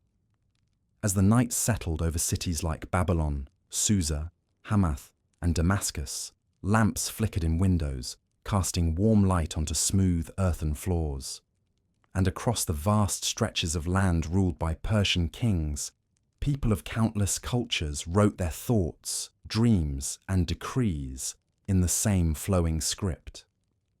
It was the script of the Arameans, and through it, their gentle voice travelled farther than their ancestors had ever dreamed. carrying their legacy into every corner of the ancient world and lighting the path toward the chapters still waiting to unfold. As the Persian Empire continued to flourish, stretching its vast arms across deserts, rivers, and mountain ranges, the Arameans, once a collection of wandering tribes and small kingdoms, became something broader, more far-reaching, and quietly influential. They were no longer confined to their ancestral valleys around Damascus or the settlements by the Orontes. Instead, they could be found in distant corners of the empire.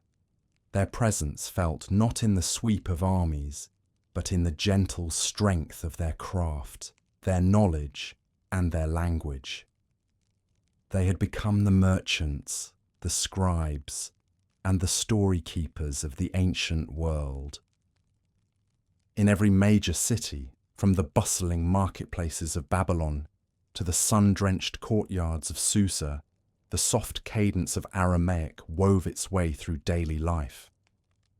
It was spoken by traders haggling over baskets of figs, by scribes documenting land agreements, by mothers calling softly to their children, and by travellers resting at roadside inns after long journeys across the desert. Aramaic had become a familiar companion to cultures far beyond Syria. And with each new generation, the Arameans found their gifts appreciated in ways they could not have imagined centuries earlier.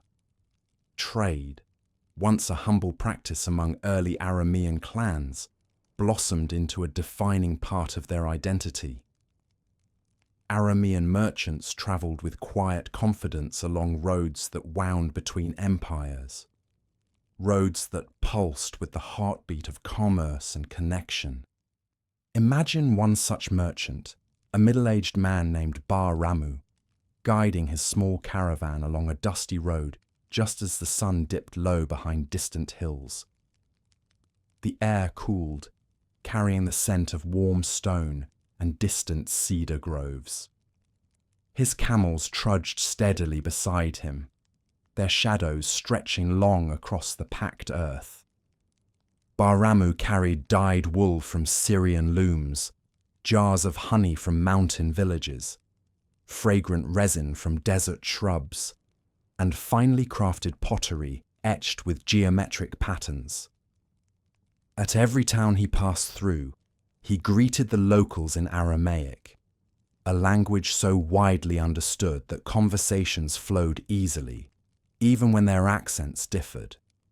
In the evenings, he rested in caravanserais, large inns built along major trade routes where merchants shared news, meals, and stories. By firelight, he listened as travellers from distant lands spoke of their homes, their crops, their customs. And in return, he told them of Damascus, of the rivers that nourished its orchards, of the scent of fresh bread and herbs drifting through early morning streets. These merchants carried not only goods, but memories. Threads of Aramean life woven quietly into the larger tapestry of the world. If merchants were the hands of Aramean influence, scribes were its voice. The Persian Empire kept itself connected through monumental distances, and to achieve this, it relied heavily on Aramaic scribes. They were entrusted with drafting letters between governors, documenting the movement of goods, recording legal matters, and preserving the daily workings of administration. A young scribe named Itai served in a small administrative centre near the Euphrates. Each morning, he sat at a wooden desk, polished smooth by years of use. Sunlight streamed through the window, illuminating the parchment before him.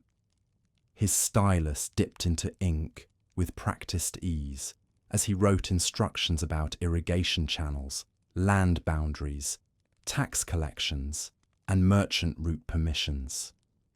The gentle curves of the Aramaic script flowed naturally from his hand, each stroke forming characters that could be understood across thousands of miles. When he paused, he listened to the quiet sounds around him.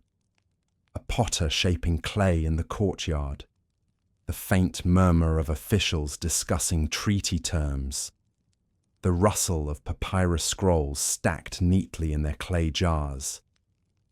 Itai's work was patient, steady, and essential, and though he might not have realized it, every document he produced helped hold an empire together.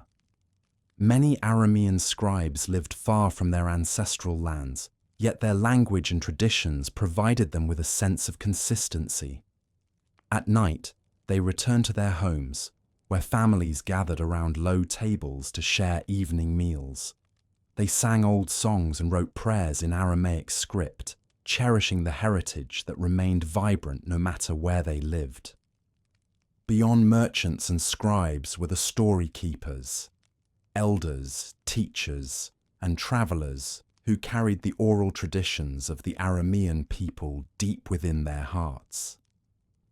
In a quiet village near the Tigris, an elderly woman named Hulaya sat beneath a fig tree at dusk, surrounded by children who leaned in eagerly, their faces catching the lamplight that glowed softly behind her. She told them stories, ones her grandmother had told her long ago. Her voice flowed gently as she recounted the early days of wandering tribes who followed desert winds, of shepherds who navigated the shifting sands by starlight, of the first homes built from mud brick and straw, of Damascus rising like a young tree from fertile soil. She told them of the rivers that had shaped their ancestors' lives, the songs spoken in soft Aramaic, and the hope carried across generations. The children listened, their eyes bright with wonder. To them, these stories were more than history. They were part of their identity, anchoring them in a world that changed often and quickly. And every time Hulaya spoke, she helped ensure that the memory of her ancestors would never fade. What made the Arameans remarkable in this era was not political dominance or military might. It was their ability to remain themselves while becoming part of something larger. They had learned to adapt without losing their essence. In distant cities, Aramean communities gathered together on special days, lighting small lamps and offering prayers in familiar words. They wove textiles with patterns reminiscent of those from their homeland. They cooked dishes flavored with herbs that reminded them of Syrian soil. In public spaces, they blended seamlessly with other cultures, but in the quiet safety of their homes, Aramean traditions thrived. Their identity became less about borders and more about language, family, memory, and shared stories. Even when living among Babylonians, Persians, Anatolians, or Egyptians, the Arameans retained their gentle way of life, a way centered on cooperation, craftsmanship, storytelling, and the belief that strength could be found in endurance rather than domination. As the sun set over the diverse lands of the Near East, over desert dunes, mountain ridges, river valleys, and coastal towns, a quiet beauty settled across the empire. In Babylon, a scribe tucked away his parchment for the night. In Susa, merchants locked their stalls and headed home along lantern-lit streets. In smaller villages, families gathered to share warm meals and speak softly beneath the stars.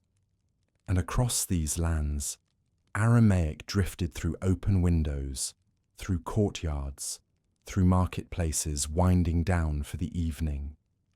It blended with other languages, yet maintained its gentle, comforting cadence. No matter where they lived, the Arameans ended their days in familiar ways, through shared meals, whispered prayers, and reflections on the journeys that had brought them to their present. They were scattered, yes, but they were not lost. Their presence touched every corner of the empire like a soft, steady wind, never overwhelming, always present. And in their quiet influence, they shaped the ancient world more deeply than they ever could have dreamed. Their story was far from over. New empires would rise, new changes would come, and through it all, the Aramean spirit would continue to endure, carried forward by merchants on dusty roads, scribes in distant palaces, and storytellers who kept memory alive beneath the whispering night sky. As the centuries continued their quiet turning, empires rose and fell like the slow rhythm of waves against an ancient shore. The Persian Empire, vast and enduring, eventually gave way to the roar of a new power, the armies of Alexander the Great, whose swift conquests swept across the Near East like a sudden wind. In the space of only a few years, the map of the world changed dramatically. And yet, through these sweeping transformations, the Arameans did what they had always done. They adapted, endured, and carried their identity gently into each new age. After Alexander's early death, his expansive empire fractured into smaller kingdoms, ruled by his generals. The Near East found itself under the influence of the Seleucid Empire, which blended Greek and Eastern traditions in a delicate, often turbulent balance.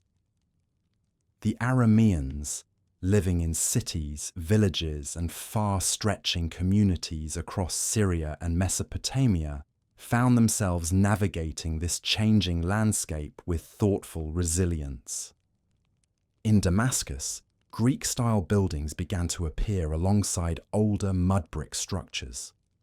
New markets opened where goods from Greece and Anatolia mingled with Syrian spices and textiles. The sounds of Greek and Aramaic drifted side by side through the city's narrow streets. But even as new languages and ideas flowed in, the river-fed orchards continued to blossom, and the everyday rhythms of Aramean life remained grounded in familiar customs. In the early mornings, the scent of fresh bread rose from clay ovens. Farmers led their donkeys through the gates toward nearby fields. Water wheels creaked steadily along the canals. And despite the presence of foreign influences, families gathered at dawn to greet the day in their native tongue, the soft consonants of Aramaic rising like a timeless melody across rooftops. Further east, in the vast regions once ruled by the Persians, Aramean scribes continued their important work. Even though Greek was becoming more prominent among rulers, Aramaic remained essential in administration, trade, and communication. The simplicity and clarity that had once appealed to the Persians now served the new Hellenistic kingdoms just as well. One such scribe, a middle-aged man named Shalem, worked in the city of Seleucia by the Tigris. Each day, he sat at a broad wooden desk near a window that overlooked the river. The water shimmered beneath the sunlight, carrying boats laden with grain, pottery, and woven goods. Shalem dipped his stylus into ink and began writing in Aramaic, records of shipments, agreements between merchants, and messages destined for far-off settlements. Though his city pulsed with Greek architecture, Greek festivals, and Greek accents, his home life remained deeply Aramean. In the evenings, his family gathered around low earthen lamps. His wife recited prayers in Aramaic, and his children listened to stories of their ancestors who once lived in the valleys of Syria. Even here, among new customs and cultures, Aramean identity lived quietly, faithfully. Over time, power shifted again. The Seleucid Empire weakened, and a new force rose from the east, the Parthian Empire. The Parthians, unlike some earlier conquerors, allowed considerable regional autonomy. Their rule travelled softly through the lands, and Aramaic continued to flourish as a common tongue, linking merchants, farmers, diplomats, and families across vast distances. This adaptability made the Arameans valuable partners in regional trade. In a small caravanserai along the Silk Road, Aramean merchants rested among travelers from regions as distant as India and Central Asia. The air buzzed with the scent of spices, cinnamon, saffron, pepper, and the warmth of gently glowing lamps. An Aramean merchant named Yathib shared dried figs with a pair of travelers who spoke a language he could not understand. Yet when he shifted into Aramaic, one of the travelers nodded eagerly, responding in the same tongue. Aramaic had become a universal bridge, one that allowed strangers to become companions for a night beneath a star-filled sky. As the Parthian Empire flourished and later gave way to the powerful Sasanian Empire, the pattern continued. Empires changed, borders changed, rulers changed. But the Arameans remained, woven into the everyday fabric of life, shaping and being shaped by each new era. In Roman times, Western Syria, including Damascus, fell under the influence of the expanding Roman Republic and later the Roman Empire. Roman soldiers marched through Syrian plains, their armor glinting in the sun, their standards fluttering in the desert wind. Roads were improved, aqueducts built, and amphitheaters constructed. Greek and Latin became languages of administration, yet Aramaic remained the language of the people. In Damascus, Roman columns rose beside traditional courtyards filled with vine-shaded benches and bubbling fountains. Markets grew even livelier, with traders selling goods from both east and west. And in the quiet residential districts, families continued to speak Aramaic over evening meals, their voices carrying the cadence of generations long gone. A young Aramean woman named Talitha managed a small shop selling textiles. She wove patterns passed down through her family, soft earth tones and geometric shapes that echoed the designs once made by her ancestors, centuries earlier. Roman customers admired her fabrics, drawn to their durability and beauty. She greeted them politely in Greek or Latin when needed. But the moment they left, she returned to speaking Aramaic with her grandmother, who helped her manage the shop. Her grandmother often sat near the doorway, watching the flow of people and whispering blessings for each new day. She remembered a world before Rome, before Greece, before Persia, a world where Damascus was the heart of an independent Aramean kingdom. Though that time now felt like a distant dream, she took comfort in knowing that the essence of her people had survived all these shifts. For the Arameans had never defined themselves by their rulers. Their strength lay not in kings, armies, or borders, but in quiet continuity. They held on to their traditions through storytelling, shared meals, family bonds, and the comforting familiarity of their language. Their resilience ran deep, not loud or forceful, but steady, like water shaping rock over centuries. And so, as Roman legions marched and Parthian horsemen patrolled their own borders, as cities buzzed with the hum of many cultures, and as distant lands slowly began to echo with new histories, the Arameans lived between worlds, never fully absorbed, yet fully present in every place they settled. By this time, Aramaic had given rise to new branches, dialects used by Jewish communities, Christian groups, desert tribes, and villages scattered across the Near East. These variations only enriched the language further, creating a tapestry of voices connected by shared roots.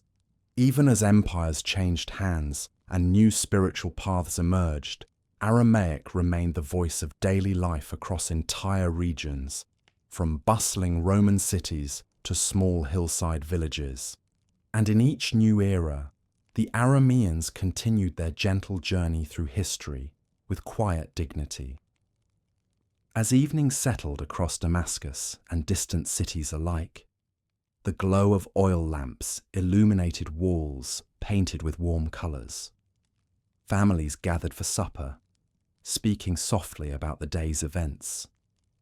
Beyond city walls, shepherds guided their animals into nighttime pens.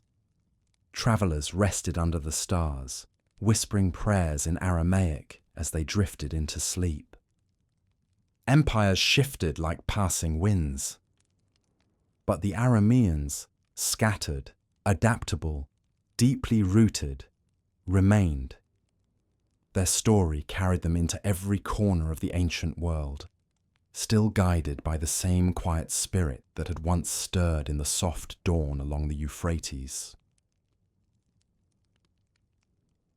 As the great powers of Rome and Persia shaped the political map of the Near East, the deserts stretching between their borders remained quiet and timeless. Here, the wind carried the smell of sand and sun-warmed stone. Here, the sky opened wide, unbroken and endlessly blue by day, deep and glittering by night. And it was in these vast, peaceful spaces that small Aramaic-speaking communities sought refuge not as rulers or revolutionaries, but as keepers of memory. These quiet settlements, clustered around springs, carved into hillsides, or tucked behind rocky outcrops, were known for their stillness. People sometimes called them monasteries, though they were less institutions of authority and more sanctuaries of calm. They served as places where individuals withdrew from the noise of cities, choosing instead a life centered on study, contemplation, and the preservation of words. Life here moved with a rhythm shaped by the desert itself. At dawn, the horizon warmed with soft rose-coloured light.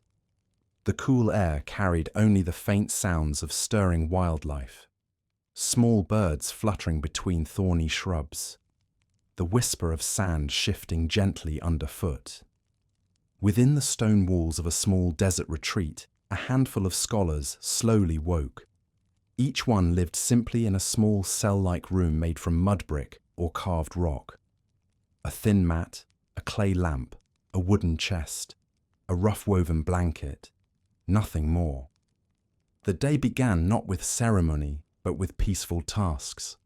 Some swept courtyard sand into neat curves, soothing in its repetition. Others drew water from a nearby spring and carried it in clay jars, the surfaces cool against their palms. A few tended small gardens, patches of herbs, figs, or hardy desert plants that could withstand the relentless sun. Yet the heart of these communities was found inside the dim, serene workrooms where Aramaic manuscripts were copied. The scriptoria were simple spaces. Thick stone walls held the temperature steady. Narrow windows allowed soft slivers of morning light to fall across low wooden tables. Shelves carved directly into the walls held folded parchment, pots of ink, and reed pens sharpened with small knives. Inside, the air carried the smell of parchment, dry, slightly earthy, and the faint scent of soot mixed into ink. The only sound was the gentle, steady scratching of reeds moving across parchment. Scribal work was patient, careful, and unhurried. Every stroke of the pen was deliberate, each letter formed with quiet respect for the generations who had spoken these words before.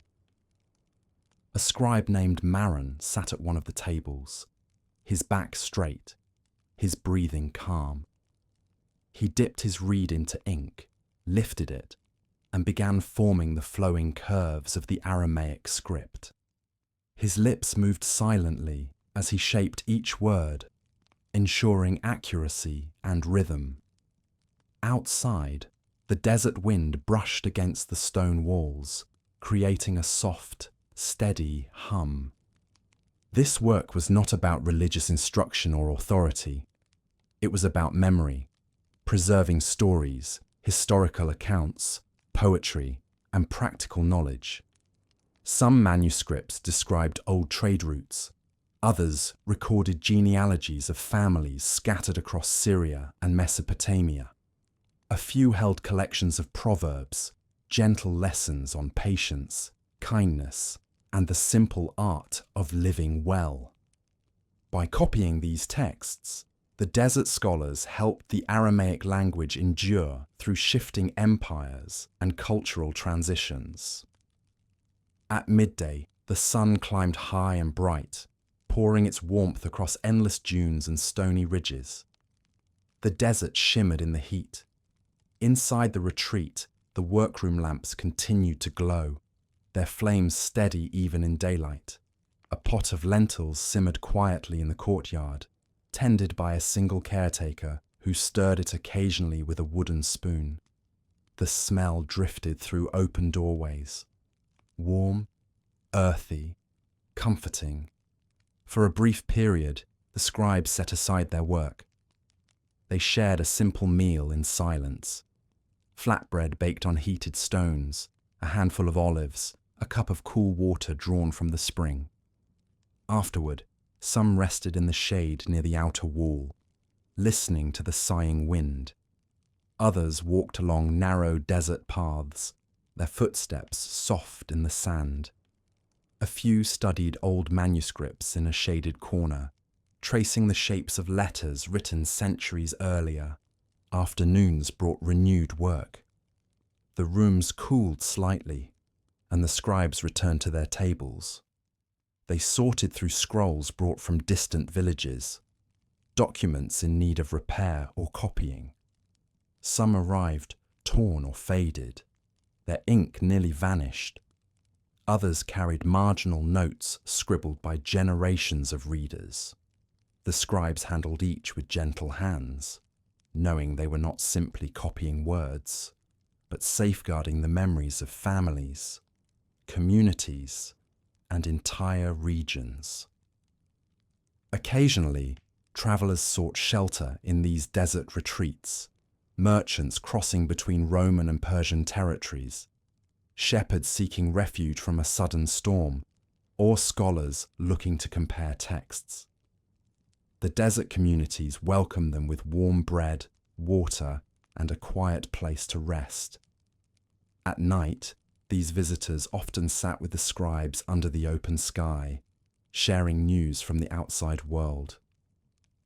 The stars watched in silence as stories were exchanged. A traveller from the north might describe the bustling streets of Antioch, where many languages mingled together. Another from the east might speak of markets in Seleucia, where scribes still used Aramaic for their ledgers. A shepherd might recall an ancient tale passed down in his village, one his grandparents had once heard from theirs, and through these exchanges, the desert community remained connected to the wider world, even though they lived far from its noise. When the day neared its end, the desert cooled again. Long shadows stretched across the sand. The wind softened, carrying with it the scent of night-blooming flowers and the faint chill rising from stony ground that had baked under the sun. The scribes stored away their tools. Ink pots were sealed.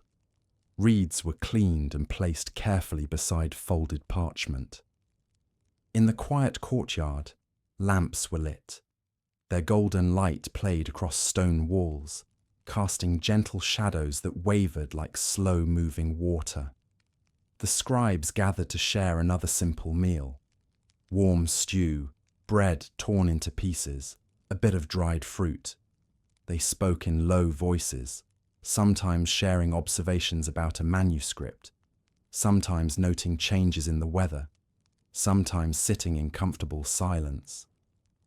And when night fully settled, each returned to their small room. The desert outside glowed faintly under the stars. A single lamp burned in each cell, its flame steady and soft. Some scribes read before sleep. Others sat quietly, listening to the distant sounds of the wind moving across the dunes. These desert retreats did not demand much from the world. They did not seek power or influence. They did not attempt to lead nations or shape empires. They existed for gentler purposes, to preserve, to remember, to offer a peaceful refuge to those who sought it. And through their patient work, these small communities kept Aramaic alive during times of enormous change. Their manuscripts travelled far beyond the desert, carried by traders, scholars, and families seeking knowledge or comfort. Their routines, humble and steady, anchored a culture that might have faded in the tumult of shifting empires. In their silence, they protected a voice. As the night deepened and cool air settled into the stones, the desert retreats rested in quiet harmony with the land. Somewhere inside, a reed pen dried beside a finished page. Outside, sand whispered softly against the walls. And under the wide, star-bright sky, the Aramaic tradition endured, not through force or rule, but through the calm persistence of hands that copied, minds that remembered, and hearts that found peace in the steady work of preserving the past. As the desert monasteries continued their quiet work, copying manuscripts by lamplight, tending their small gardens, and offering refuge to travellers, the world beyond their stone walls kept shifting. Late antiquity was a time of new faiths, new ideas, and new languages rising in the great cities of the Near East. Greek, Latin, and later Arabic spread through government halls and bustling markets. Roads were repaired, caravans travelled farther, and the slow turning of history brought both challenge and opportunity to the peoples of the region. And yet, through all these changes, Aramaic remained, a living thread, stretching from the distant past toward an uncertain but enduring future. In the rolling hills near the Euphrates, small Aramaic-speaking villages still thrived. These were places where the scent of earth after rain drifted between stone houses, where goats roamed dusty paths, and where families gathered each evening to share warm stews and sweet dates at low wooden tables. Children played near the wells, chasing one another through patches of sunlight, their laughter rising above the gentle murmur of neighbours greeting one another. In these villages, Aramaic was not simply a language. It was the sound of home, the voice of the market, the sound of lullabies, the rhythm of stories told beside hearthfires. Generations had spoken it without interruption, passing it from parent to child with no written decree, no official mandate. It lived because families chose to use it, because it felt familiar on their tongues, because it carried the echoes of their ancestors. To someone wandering the quiet streets of such a village at dusk, it might seem as though time had softened there. Clay lamps flickered behind doorways. The scent of bread cooling on woven mats drifted into the air. Elders sat on stone benches beneath fig trees, discussing the changing seasons in calm voices. Their words, shaped by centuries of memory, flowed in a gentle stream of soft consonants. Further west, in Damascus, the bustling city had grown more complex. New religions, new political systems, and new languages had taken root. Yet behind the noise of markets and the clatter of horse-drawn carts, Aramaic still lingered. It survived in family homes, in workshop conversations, and in the quiet exchanges of traders who preferred its simplicity to the administrative languages of empire. A potter named Yarden owned a small workshop near one of the city's quieter streets. He shaped clay with the same techniques his great-grandparents had used, pressing his thumbs into the earth, turning the wheel slowly, smoothing the curve of each bowl with gentle precision. As he worked, he hummed old Aramaic melodies, their tunes rising and falling with the rhythmic sound of the wheel. Customers often approached him speaking Greek or Latin, the languages common in the city. But when familiar neighbors arrived, friends whose families had also lived in Damascus for generations, they greeted him in Aramaic, exchanging news about harvests, family gatherings, or simply the weather. Their voices warmed the workshop like sunlight, reminding Yarden that some parts of life remained unchanged, even as the world shifted around them. Nearby, a group of children ran through a quiet courtyard, playing a game that had been passed down for centuries. As they ran, they called to each other in Aramaic, simple, joyful phrases that filled the air with bright sound. Their feet pattered on the packed earth, kicking up tiny clouds of dust that glowed in the late afternoon light. Even as new powers exerted influence over the land, families continued to mark the seasons with traditions rooted in old rhythms. Harvesting grapes for wine, pressing olives for oil, weaving patterned cloth that reflected the colours of desert stone and mountain shadow. These tasks tied the present to the past, making the old language feel like a natural and necessary companion. Meanwhile, in the desert monasteries, the scribes worked steadily as they always had. Through late antiquity, their role became even more important. Scrolls and manuscripts arrived from villages threatened by conflict, or from families who feared losing their treasured texts. The scribes copied each one carefully, preserving not only the words, but the breath of history within them. Inside one such scriptorium, a scribe named Sariah held a fragile parchment spread across his desk. The ink had faded in places. Some letters were nearly invisible. He leaned closer, his lamp casting a soft glow across the page. Slowly, he traced each stroke, reconstructing the words with patient care.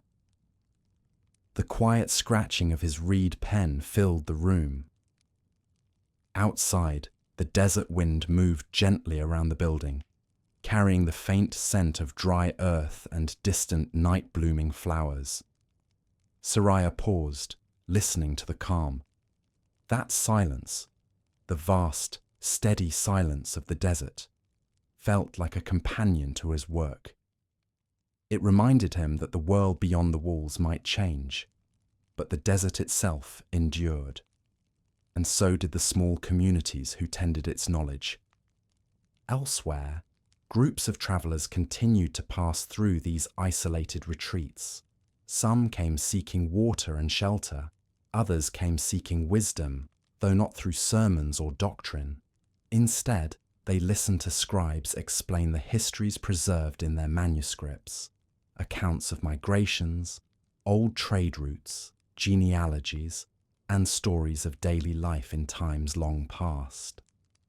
These desert retreats, far from cities shaped by new empires, acted like quiet bridges between eras. They preserved not only the language, but the gentle worldview embedded in generations of Aramean storytelling, an emphasis on patience, community, and the quiet dignity of enduring. In coastal towns influenced by Rome, Aramaic took on new forms. Dialects diverged, shaped by contact with Greek and Latin. Yet beneath these layers, the core structure remained recognizable, like an old melody played on new instruments. Fishermen called out to one another in accents slightly changed from those spoken in desert villages. Sailors recorded inventory lists in Aramaic, mixed with loanwords from across the Mediterranean. The language flexed, but did not break. Even in cities where other tongues dominated public life, Aramaic found spaces in the ordinary moments, over dinner tables, in whispered advice from elders, in the lullabies that mothers sang as they rocked their babies to sleep. Often, languages survive not in grand declarations, but in the warmth of daily human touch. And so it was with Aramaic. As late antiquity progressed, the world moved toward transformations that would eventually reshape religion, culture, and political boundaries across the Near East. Yet in quiet neighborhoods, in desert sanctuaries, in market stalls where old songs were hummed between customers, Aramaic continued its gentle journey. It carried the memories of shepherds who once walked the desert with their flocks. It carried the voices of merchants who travelled endless roads. It carried the notes of ancient storytellers who spoke beneath starlit skies. It carried every whispered hope, every shared meal, every line written by hand across fragile parchment. In this era of change, the resilience of Aramaic proved once more that history is not only shaped by empires, but by the quieter persistence of people living ordinary lives with extraordinary continuity. As night settled across the Near East, lamps flickered inside homes, workshops, and desert shelters. Families gathered close, speaking softly in the language they had inherited from countless generations. The wind pushed gently against stone walls. The stars cast their silver light across desert sands, rivers, and mountain tops. And in all these places, across villages, cities, and remote retreats, the soft echo of Aramaic endured, a calm, steady voice bridging the worlds of ancient memory and the dawn of new ages.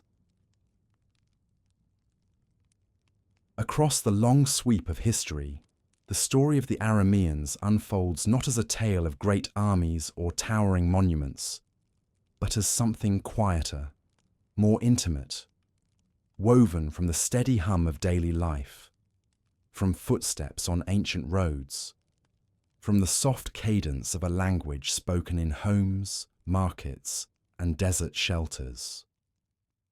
By the dawn of the early medieval era, the world around the Near East had changed many times over. Old empires had fallen. New faiths had spread across continents. Trade routes shifted. Cities rose and declined, and travellers moved along different horizons. Yet, through all this motion, something gentle and familiar remained. Aramaic, spoken, whispered, written, sung, continued to live in the voices of people who carried it forward with quiet devotion. In one hillside village overlooking the Euphrates, morning light spilled across the rooftops like a warm hand resting on the earth. Women stepped outside to sweep their doorways. The scent of fresh bread drifted through narrow streets. Children hurried along stone paths, their sandals tapping softly as they delivered baskets of dates or bundles of herbs to neighbours. They called to one another in a clear, melodic Aramaic, its consonants crisp, its vowels shaped by centuries of memory. Nearby, an elderly man walked slowly toward the fields, leaning on a carved wooden staff. He greeted fellow farmers in a dialect that had shifted subtly with time, yet carried the unmistakable echo of the same language spoken by ancestors who once tended goats in the valleys of ancient Syria. As he adjusted his basket of seeds, he smiled at the early sun warming the soil. The land had changed faces many times, but it still held the familiar scents and textures that made work feel meaningful. In the bustling city of Haran, markets pulsed with life. Traders from far regions, Arabs, Persians, Armenians, Greeks, met beneath awnings of woven cloth. Conversations flowed in many languages, yet Aramaic drifted through the crowd like a steady undercurrent. A potter called out prices in it. A scribe recorded trade information in its script. A mother soothed her child with softly spoken words whose sounds had comforted countless generations before. Despite foreign rule and cultural blending, the language had never disappeared. It had simply continued to live wherever ordinary people carried it. And farther south, deep in the desert, the small monasteries remained. Their walls, sun-baked, sturdy and quiet, held centuries of written memory. Here, the glow of oil lamps still warmed the stone rooms. The sound of scratching reeds still filled the air as scribes copied fragile manuscripts brought from villages that feared losing their treasured texts. One evening, a scribe named Yakim sat in a dimly lit chamber, his lamp flickering against the stone. On his desk lay a scroll filled with stories recorded generations earlier, accounts of early Aramean families, of seasonal migrations, of harvest rituals. The parchment crackled softly under his fingers. With patient motions, he copied each line onto a fresh sheet. His reed pen moved slowly, producing the graceful, looping characters that had survived empire after empire. Outside, desert winds brushed against the walls, carrying fine dust that shimmered briefly in the lamplight. He paused once to rest his hand, glancing toward the door where the last hints of twilight glowed faintly.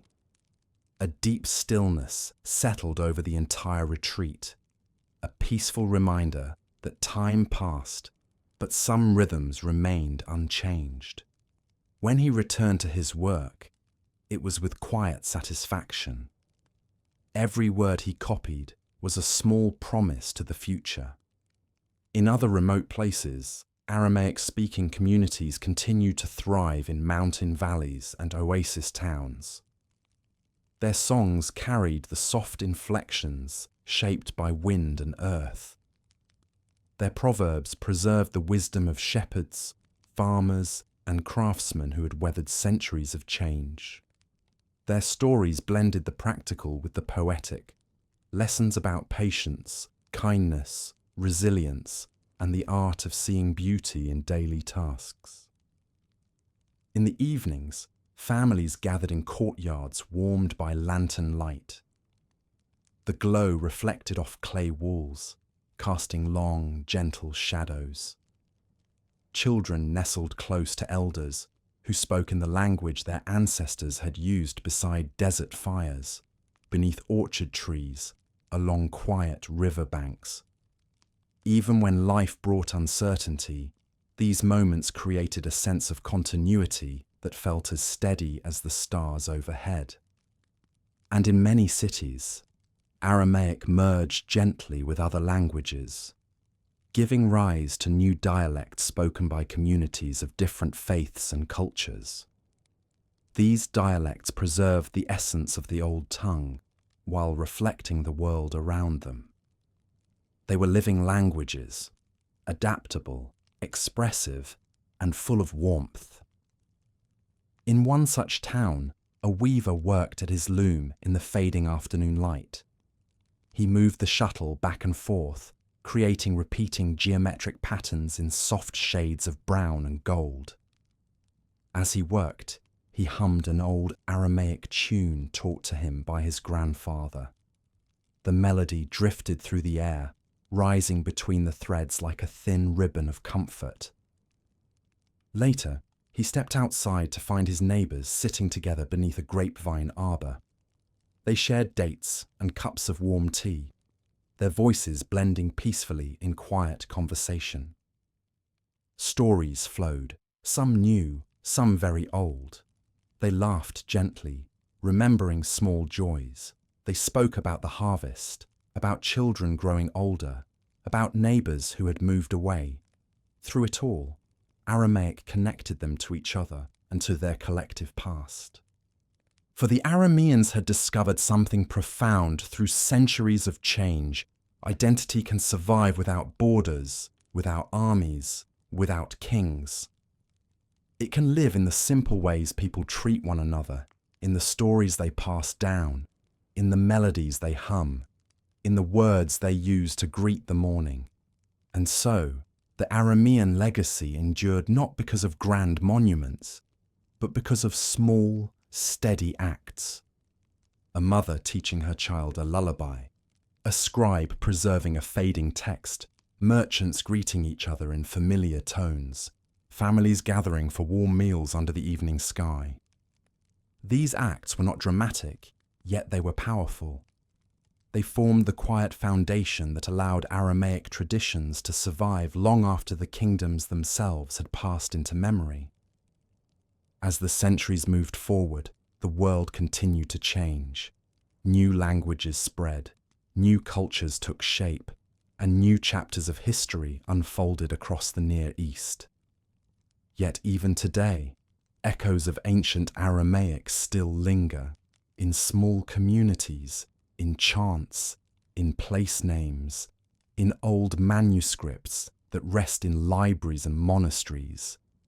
They are reminders of a people who carried their identity through time, not with conquest, but with resilience, not with power, but with patience, not with noise, but with steady, enduring quiet. Now, as the night settles softly across the old landscapes, over the orchards of Damascus, the river valleys of Syria, the stone walls of desert shelters, and the hills where small villages still glow with lamplight, the story of the Arameans rests gently in the air. Their legacy is not finished. It continues in every word preserved, every story remembered, every melody passed from one generation to the next. And as you rest here, at the end of this long journey through their history, may the quiet resilience of the Arameans offer a sense of peace, soft as desert wind, steady as flowing rivers, and warm as the gentle glow of lamps flickering in the calm of evening. Good night, and may your dreams carry you through calm, timeless landscapes, where memories glow softly like starlight.